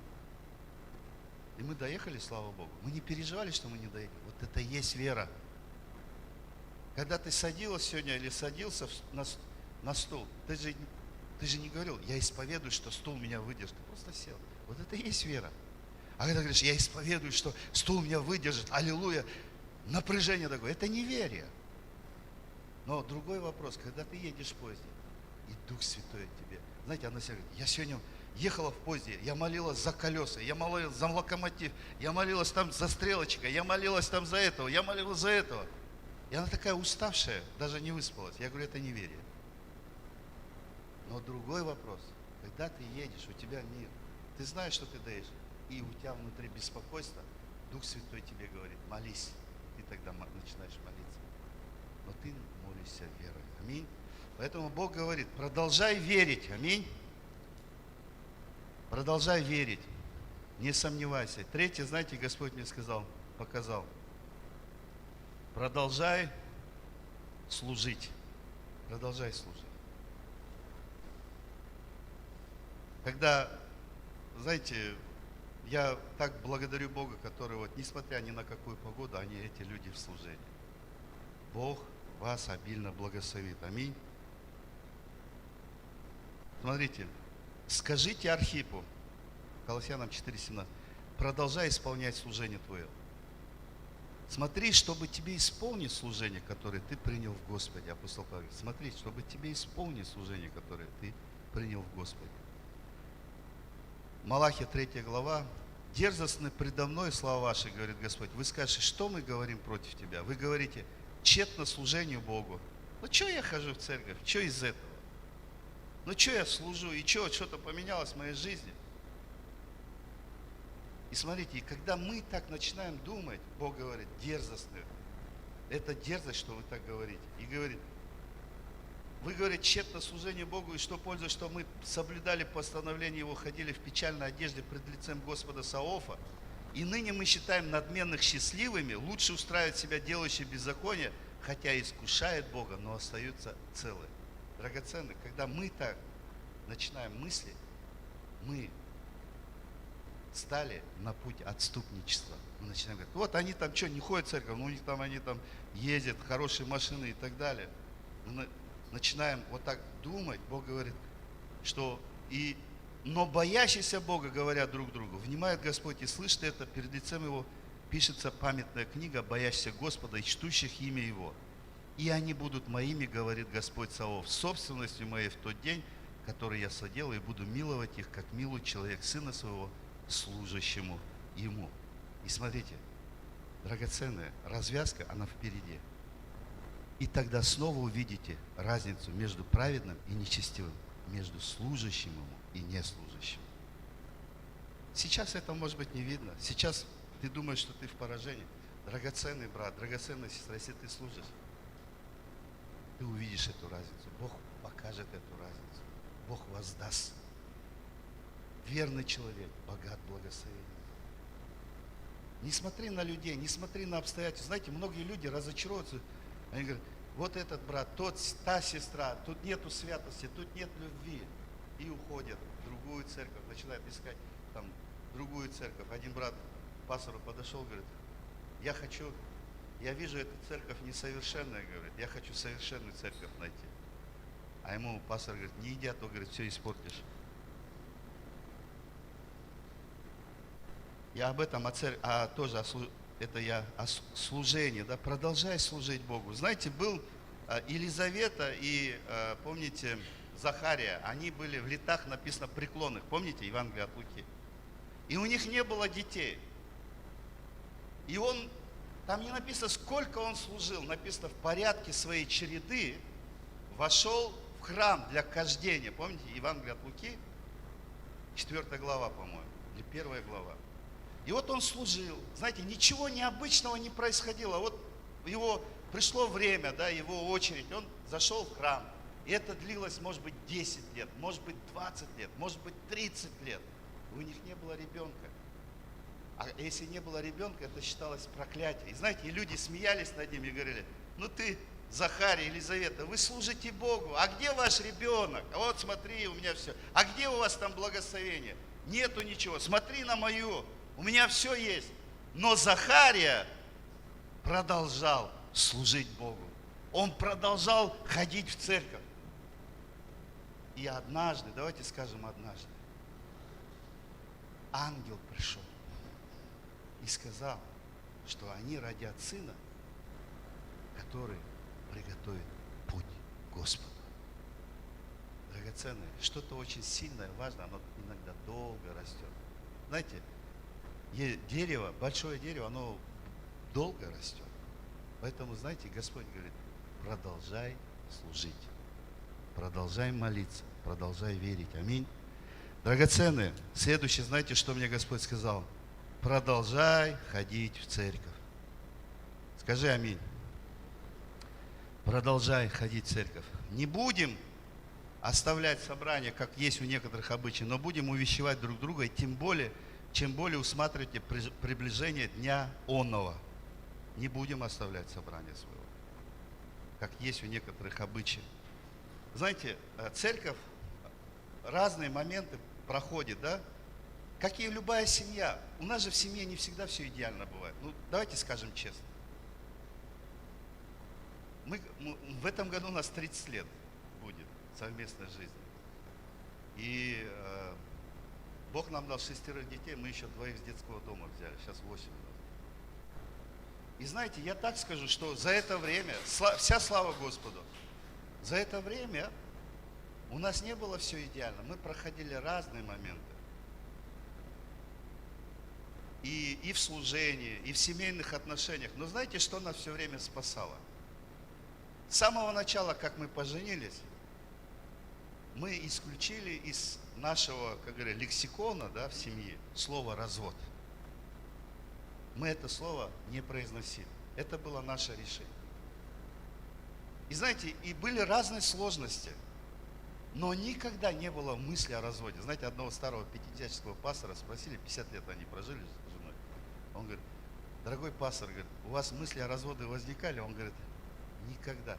Нет, мысли, говорит, о убийстве возникали, но о разводе никогда. Понимаешь, если только смерть одного, да, дает тебе возможность. Он говорит: да, он говорит, мысли об убийстве возникали, ну, там, отравить хотел, то все, я шучу. Он говорит, мысли о разводе не возникали. Но, драгоценные, мы должны понимать, что любые взаимоотношения – это строительство. Знаете, что такое любовь? Любовь – это решение, это не чувство. Люди, да, перепутали любовь, настоящую любовь с голливудской моделью любовью. Знаете, все думают, любовь – это вот влюбленность. Знаете, они там бегут навстречу друг друга, сидят на берегу моря, там ветерок, они шампанское пьют, они так смотрят, держат руки друг. И все думают: о, это любовь. Это не любовь, это Голливуд. Да, такое тоже есть, аминь. Но, знаете, строительство – это любовь, это решение. Любовь – это что? Это прощение. Любовь – это что? Это долготерпение. О, сестра знает, что это такое. Долготерпение.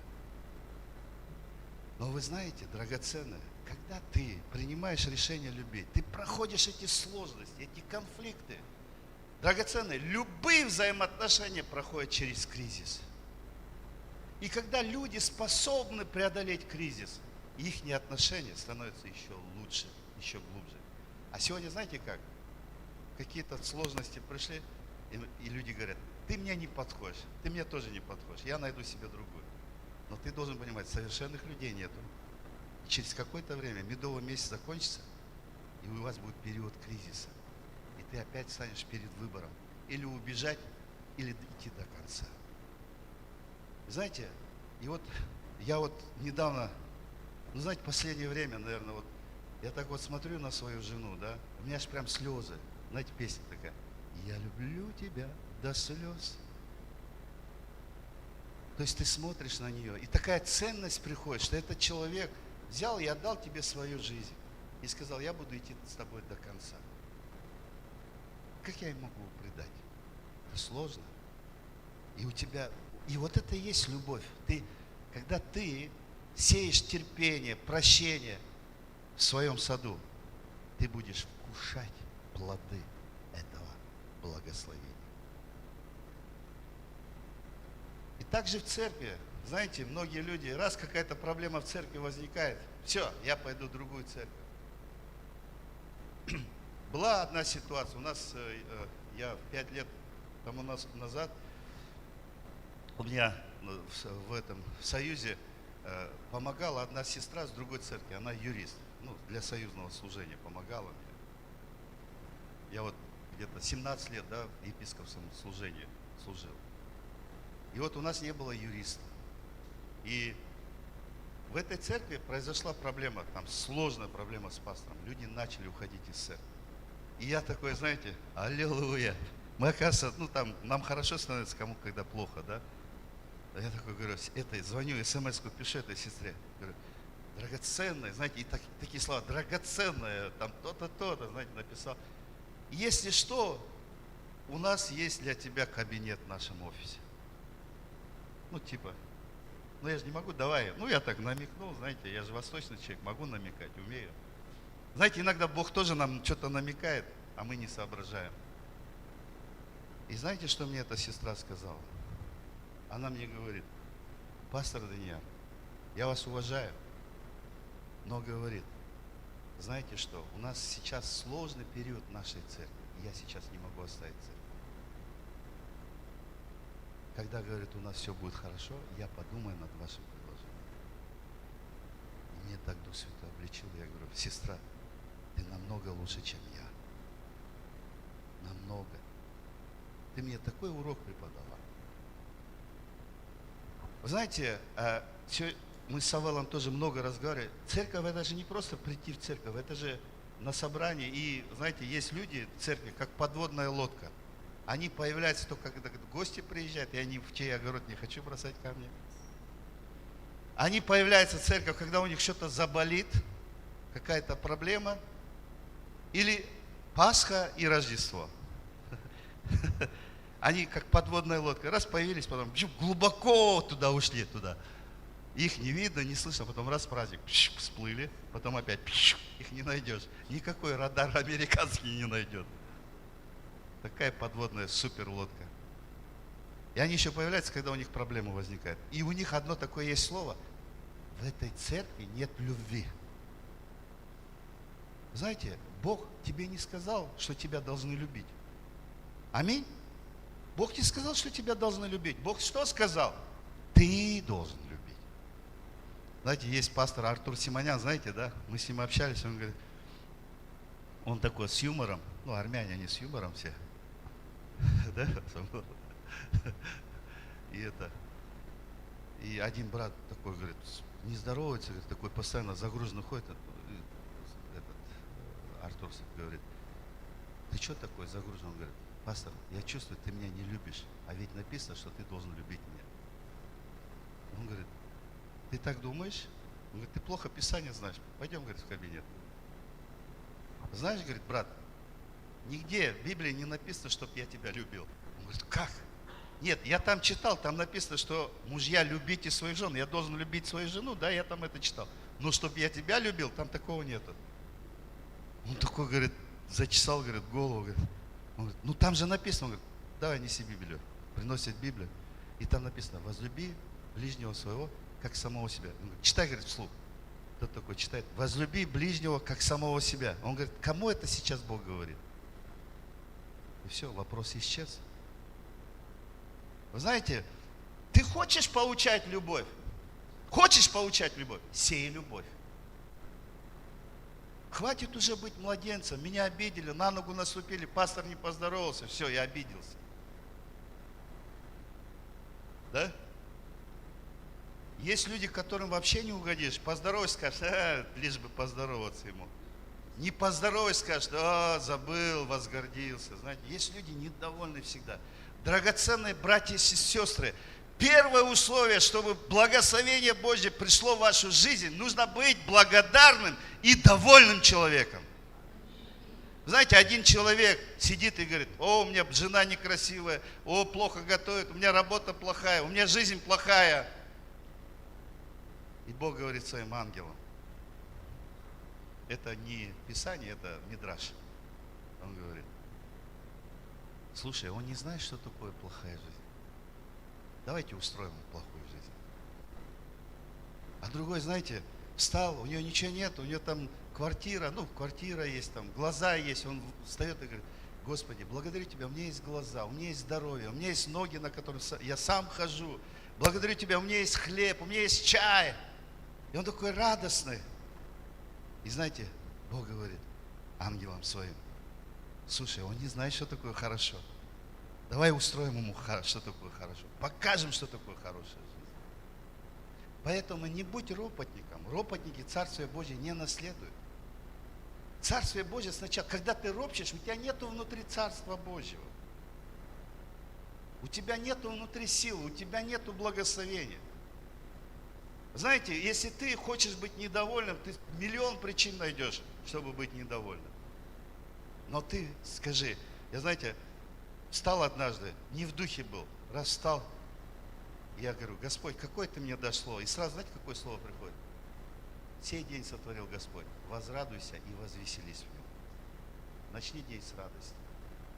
Начни день с благодарения. Ты увидишь, как твои обстоятельства. Начни с даяния. Вот как брат Самвел приводил пример. Да, сестра болела раком, и она не знала, что делать. Не знала, под кого голову там подкладывать. А ей пастор сказал, вот тебе Евангелие, иди раздавай. И когда она начала раздавать, сила Божья пришла. И до сих пор она живая. Церковь, почему церкви наполнены младенцами, недовольными людьми, но Бог хочет, чтобы мы выросли. Не оставляй собрание своего. Аминь. А сыны, Судьи, давайте откроем 18 глава, 27-28 стих. А сыны Данова взяли то, что сделал Миха, и священника, который был у него, и пошли в Лаис против народа спокойного и беспечного, и побили его мечом, а город сожгли огнем. Смотрите, некому было помочь, потому что он был отдален, он жил отдаленно. У него было все клево, красиво, все хорошо. Ни с кем, и там написано, и ни с кем не имел дела. Ни с кем. Прошли враги, а он ни с кем. У него ни с кем отношений нету в церкви. Враг пришел и все разрушил.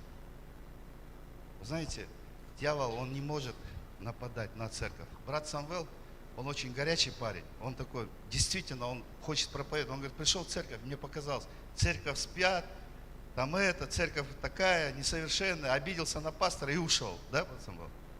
И он говорит, как только я вышел из церкви, говорит, дьявол, говорит, иди, говорит мне, иди сюда, дорогой, ты мой клиент.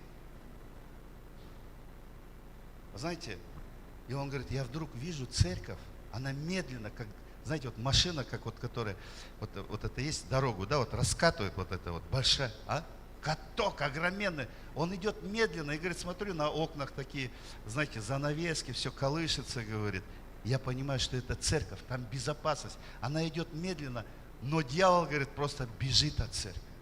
Почему Иисус сказал, где 2 или 3 будут собраны во имя Мое, я посреди. Сегодня, знаете, такое вот западное такое, пришло вот это христианство. Че, брат, не ходишь в церковь? У меня личные отношения с Господом. У тебя не с Господом отношения. Если твои личные отношения с Богом не приводят тебя в общение с братьями и сестрами, ты не с Богом общаешься, поверь. Потому что это не по Писанию. Когда у тебя есть личные отношения с Богом, ты бежишь в церковь, ты хочешь поделиться, ты хочешь пообщаться, ты хочешь помолиться. Но я заметил, когда грех приходит в твою жизнь, что? Ты начинаешь избегать церкви. Когда что-то другое приходит, ты не хочешь идти в общение к церкви. В церкви есть победа, в церкви есть полнота, в церкви есть благословение. Не оставляй собрание своего. Аминь. И последнее. Сестра, можете поиграть? Прославляй. Аллилуйя! Давайте скажем, продолжай. Продолжай. Драгоценные, продолжайте делать. Не смотрите на других. Знаете, однажды Иисус говорит Петру, ты следуй за мной. А Петр говорит, а он. А Иисус говорит, что тебе до них? Ты следуй за мной. Чего не хочешь церковь? А он там, знаешь, вот этот, там этот. А это такой, а это сякой, а это такой. Это ты такой. Наш этот, главнокомандующий этот сказал, кто как называется, обзывается, тот так и называется.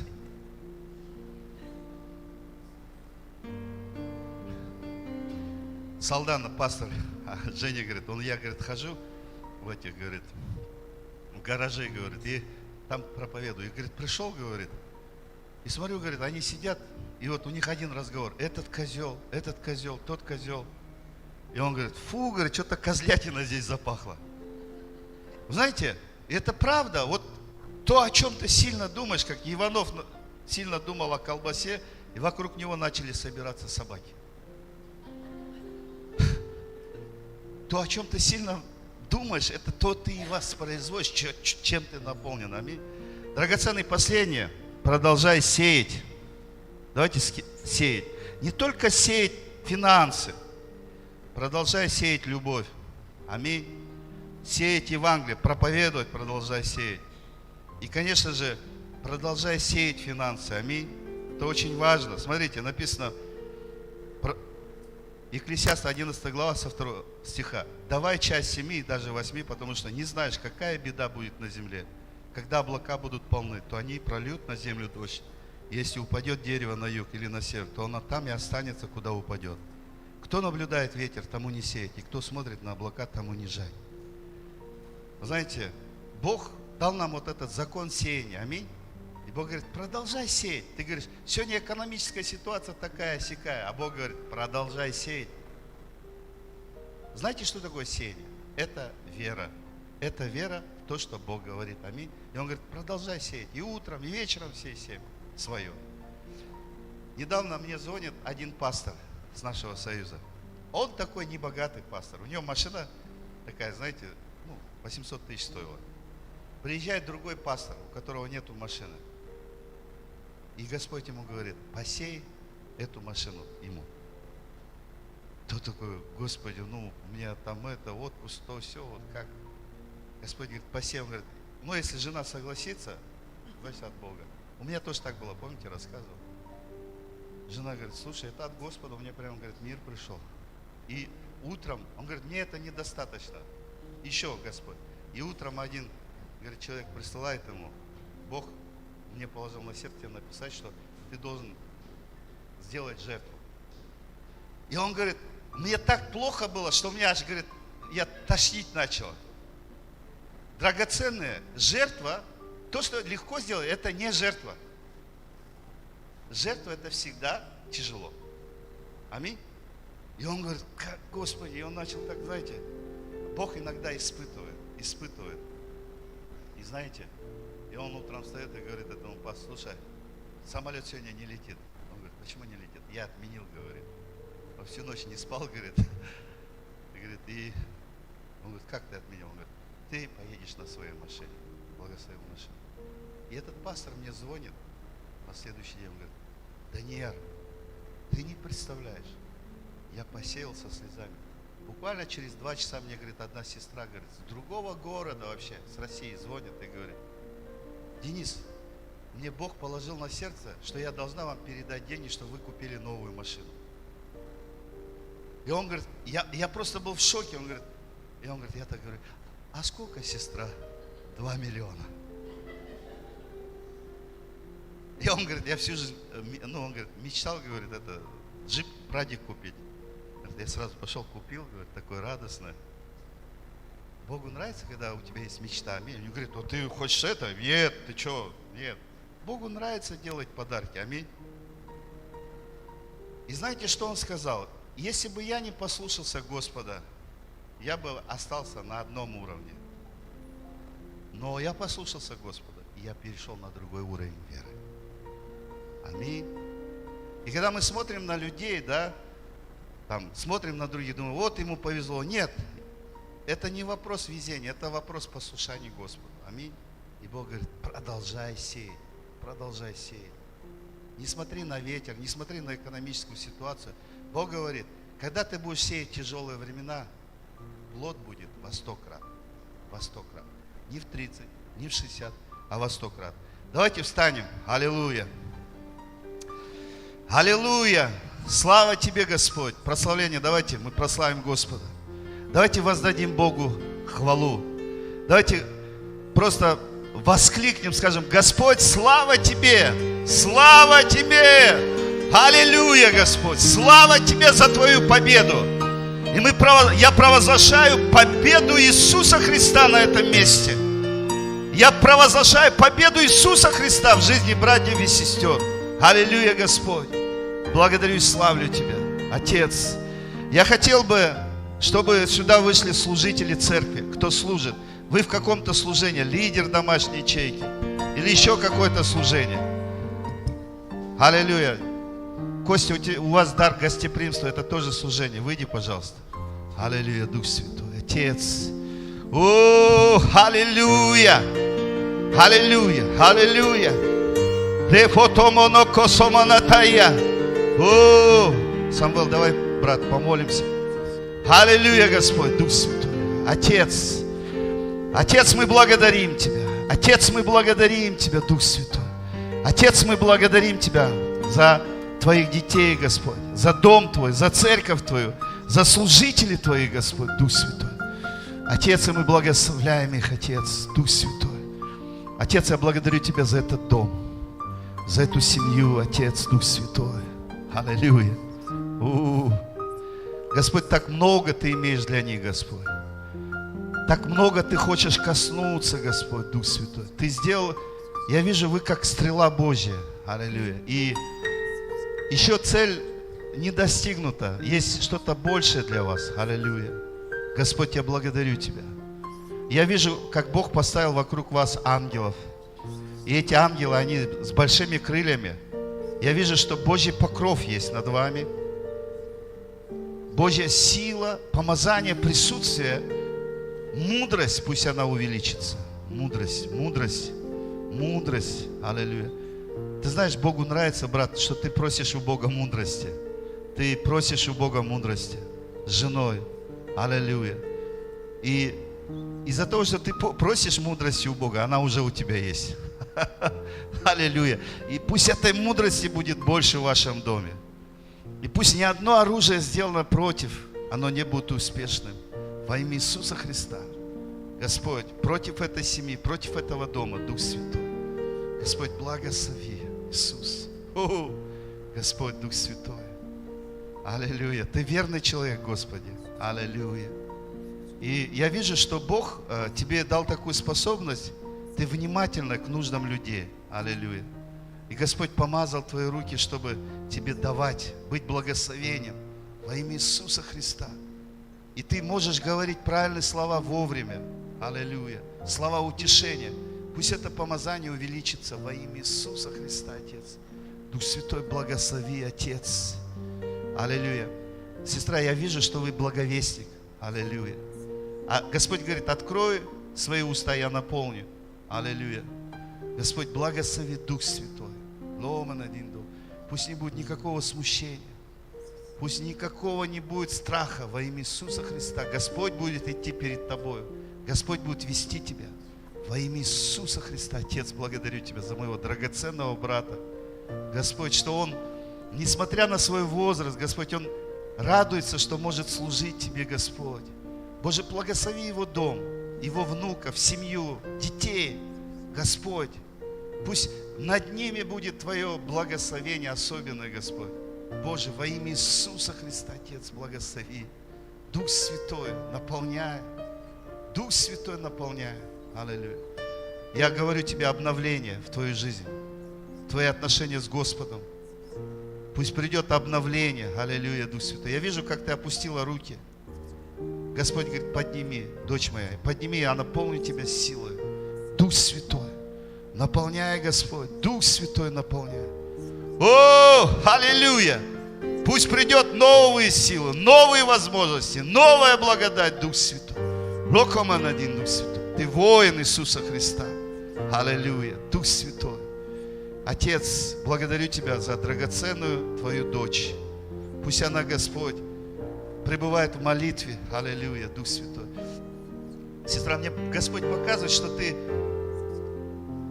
вот много молилась. Ты любила вставать рано и проводить время с Господом, поклоняться Ему.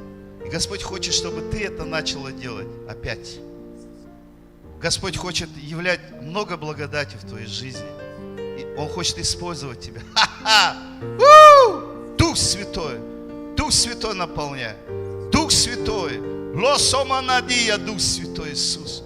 Локоманатая. Лосопробедекесеменетея, Дух Святой. Локопрободоманадия. Силы, обновление, новые силы, новая благодать. Лосоманади, Господин Дух Святой. О, аллилуйя. Локоманадия. Костя, я вижу, ты как вот ангел, да? И ты как бы сложил так крылья. Господь говорит, подними свои крылья. Аллилуйя, Дух Святой. Есть что-то больше.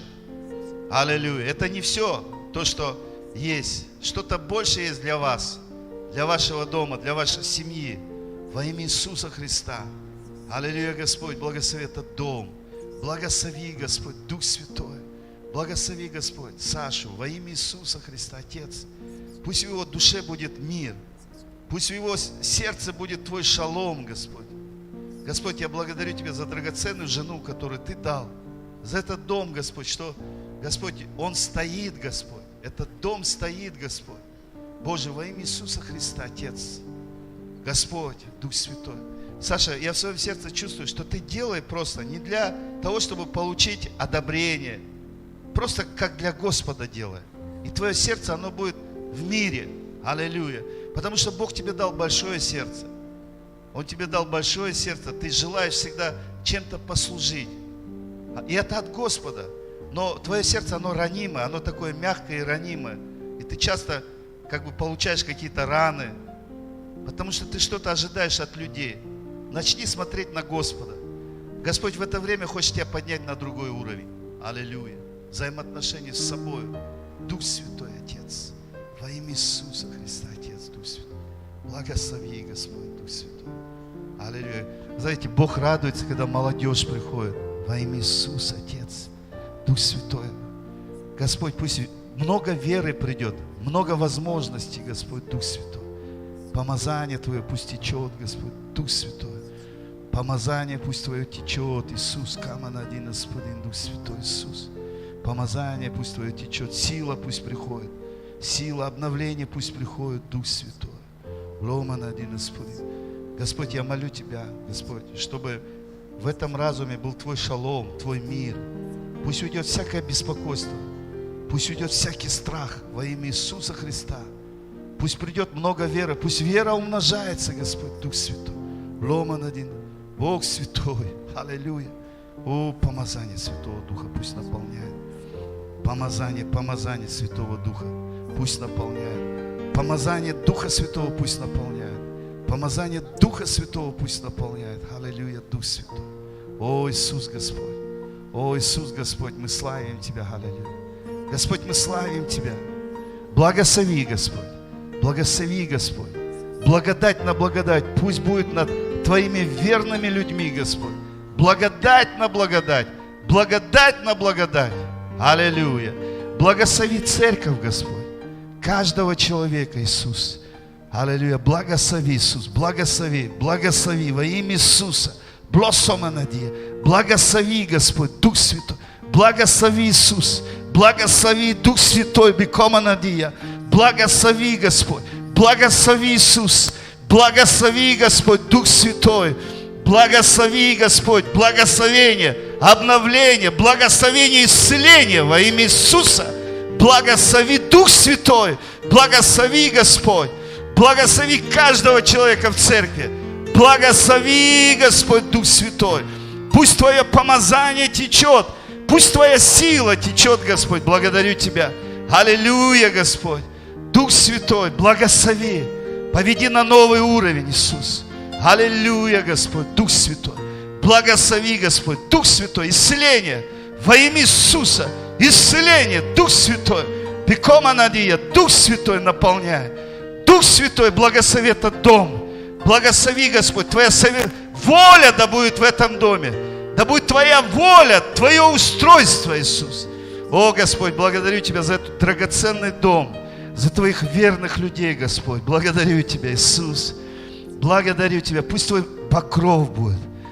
Господь говорит, не переживай, не переживай. Аллилуйя, не переживай. Не переживай за детей. Все будет хорошо. Господь слышит все твои молитвы. Аллилуйя, Дух Святой. Не переживай во имя Иисуса. Дух Святой, бекоманадия. Дух Святой, благослови, Отец, благослови. Аллилуйя. Ха-ха. О, Дух Святой, благослови, Господь, царствуй. Царствуй, Господь, Дух Святой, благослови драгоценных Твоих детей. Благослови, Иисус. Благослови. Дух Святой, исцели. Локоманатия, Дух Святой. Влеба раба каменедия. Лосомонодия, Дух Святой. Лекаманадия, благослови, Иисус. О, пусть Твой будет покров. Пусть будет Твоя благодать, Иисус. Пусть будет Твоя сила, Господь. Пусть будет Твоя, аллилуйя. Пусть будет Твоя сила, Господь. Твое помазание, исцеление во имя Иисуса Христа. Дух Святой, пусть будет Твой покров. Твой покров. Твое руководство. Научи слышать голос Твой, Господь. Научи, Господь, Дух Святой, Иисус. Дух Святой, дикоменеди, Господин. Дух Святой, Божье присутствие здесь. Локомана, обновление. Обновление, Господь, чтобы брат, Господь, снова взглянул на Тебя. Снова увидел Тебя, Господь, Дух Святой. Во имя Иисуса. Аллилуйя, Господь. Благодарим Тебя. Аллилуйя. Давайте воздадим Богу всю славу. Давайте прославим Господа, прославление. Аллилуйя. Слава Богу. Господь царствует. Аминь. Божье присутствие здесь. Аллилуйя. Давайте такое прославление, прославим Господа. Аллилуйя, Дух Святой. Будем петь, петь, петь с благодарными сердцами. Будем петь, петь, петь вместе с небесами, прославлять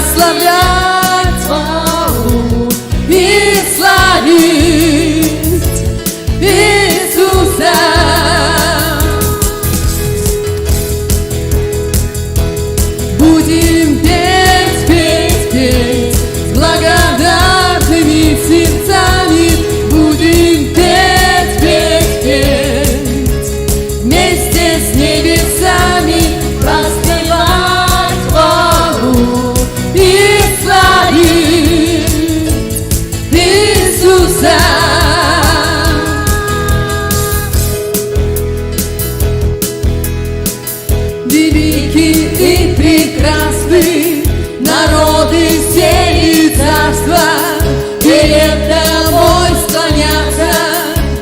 Божий Сын лишь для тебя, лишь для тебя вся жизнь моя.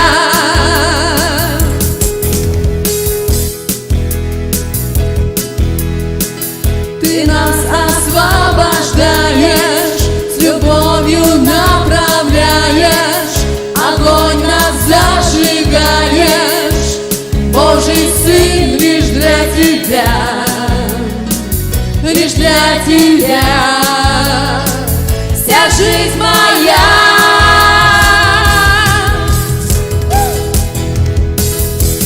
Будем петь, петь, петь с благодарными сердцами. Будем петь, петь, петь вместе с небесами, воспевать хвалу и славить Иисуса.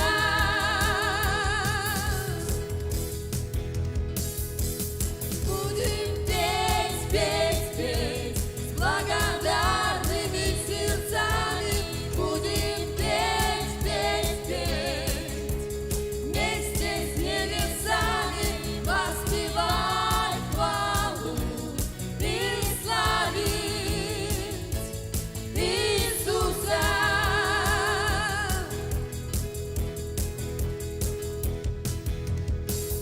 Gündüzden gündü ulu, elini ger narodlar, sügürüyen duranlar, İsus'tan ara olar.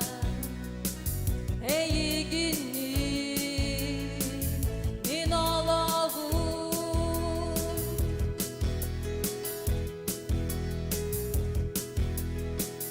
Emigin bozkoluğun, tapdalgınan sirligin, sürekli numadağı, İsus'tan ara olar. Ey günlük min oğlum,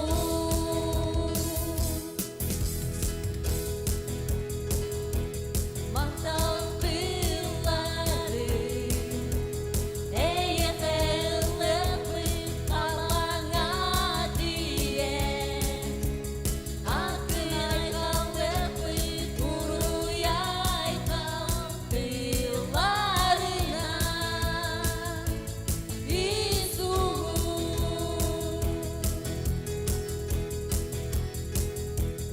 Будем петь, петь, петь с благодарными сердцами.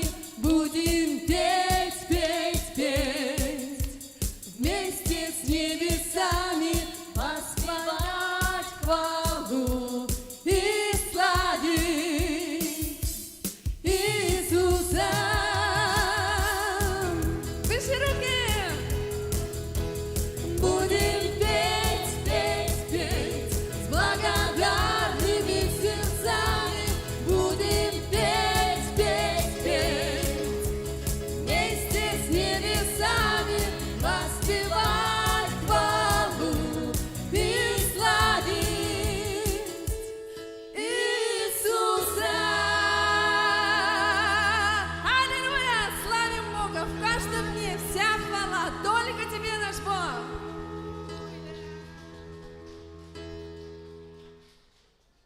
Аллилуйя, слава Богу. Благословенное, хорошее время. Пусть этот огонь, который прямо сейчас зажегся в вашем сердце, да не будет сгорать, как тот куст, с которым Моисей встретился. И я бы хотела попросить нашего драгоценного брата Самвела молиться и благословить евангелистов. Они у нас такие тихие, такие незаметные, но Господь их ведет. Драгоценные, выходите. Я сейчас вот стоял, да, и у меня сестра, я сейчас стоял, да, и у меня внутри, думаю, сейчас вот закончится, мне надо, Господи, и Господь меня прям внутри, бери микрофон, да, и скажи, что я живой, я внутри их. Они должны этот свет нести. Я есть любовь, и мне надо общение с каждого. Господь говорит нам всем, не ищите в человеке. Я есть здесь, я Дух Святой. Только просите, и я рядом с вами, я внутри вас. И каждого. Потому что если я посмотрю на брата, я завтра могу ошибаться, все может случиться. Только на Господа, Он говорит, смотрите только на мне. Только ваше сердце и взоры на мне. И я сейчас молюсь за евангелистов. В моем понимании евангелисты, это включая епископа, пастора, все евангелисты. Потому что наш Господь Иисус Христос сказал, идите, несите благую весть. Он никогда не сказал, пастор, ты займись своим делом, пророк, ты это. Он сказал, идите, несите благую весть. Потому что Он сам этим занимался. Я молюсь, Господь, я знаю, что Ты здесь Духом Святым. Я знаю, что Ты мне помазал двойным помазанием во сне. И я эту помазанию во имя Твое, согласие Твое, Господь, передаю Твоим детям, Господь, моим братьям и сестрам. И каждый пусть возьмет эту помазанию от Тебя, Господь, и пойдет и будет нести эту благую, радостную весть по всему миру, Господи, для того, чтобы люди спаслись побольше, для того, чтобы люди все спаслись во имя Твое. Потому что Ты заплатил за всех, Ты отдал свою жизнь за всех, и армян, и якутов, и русских.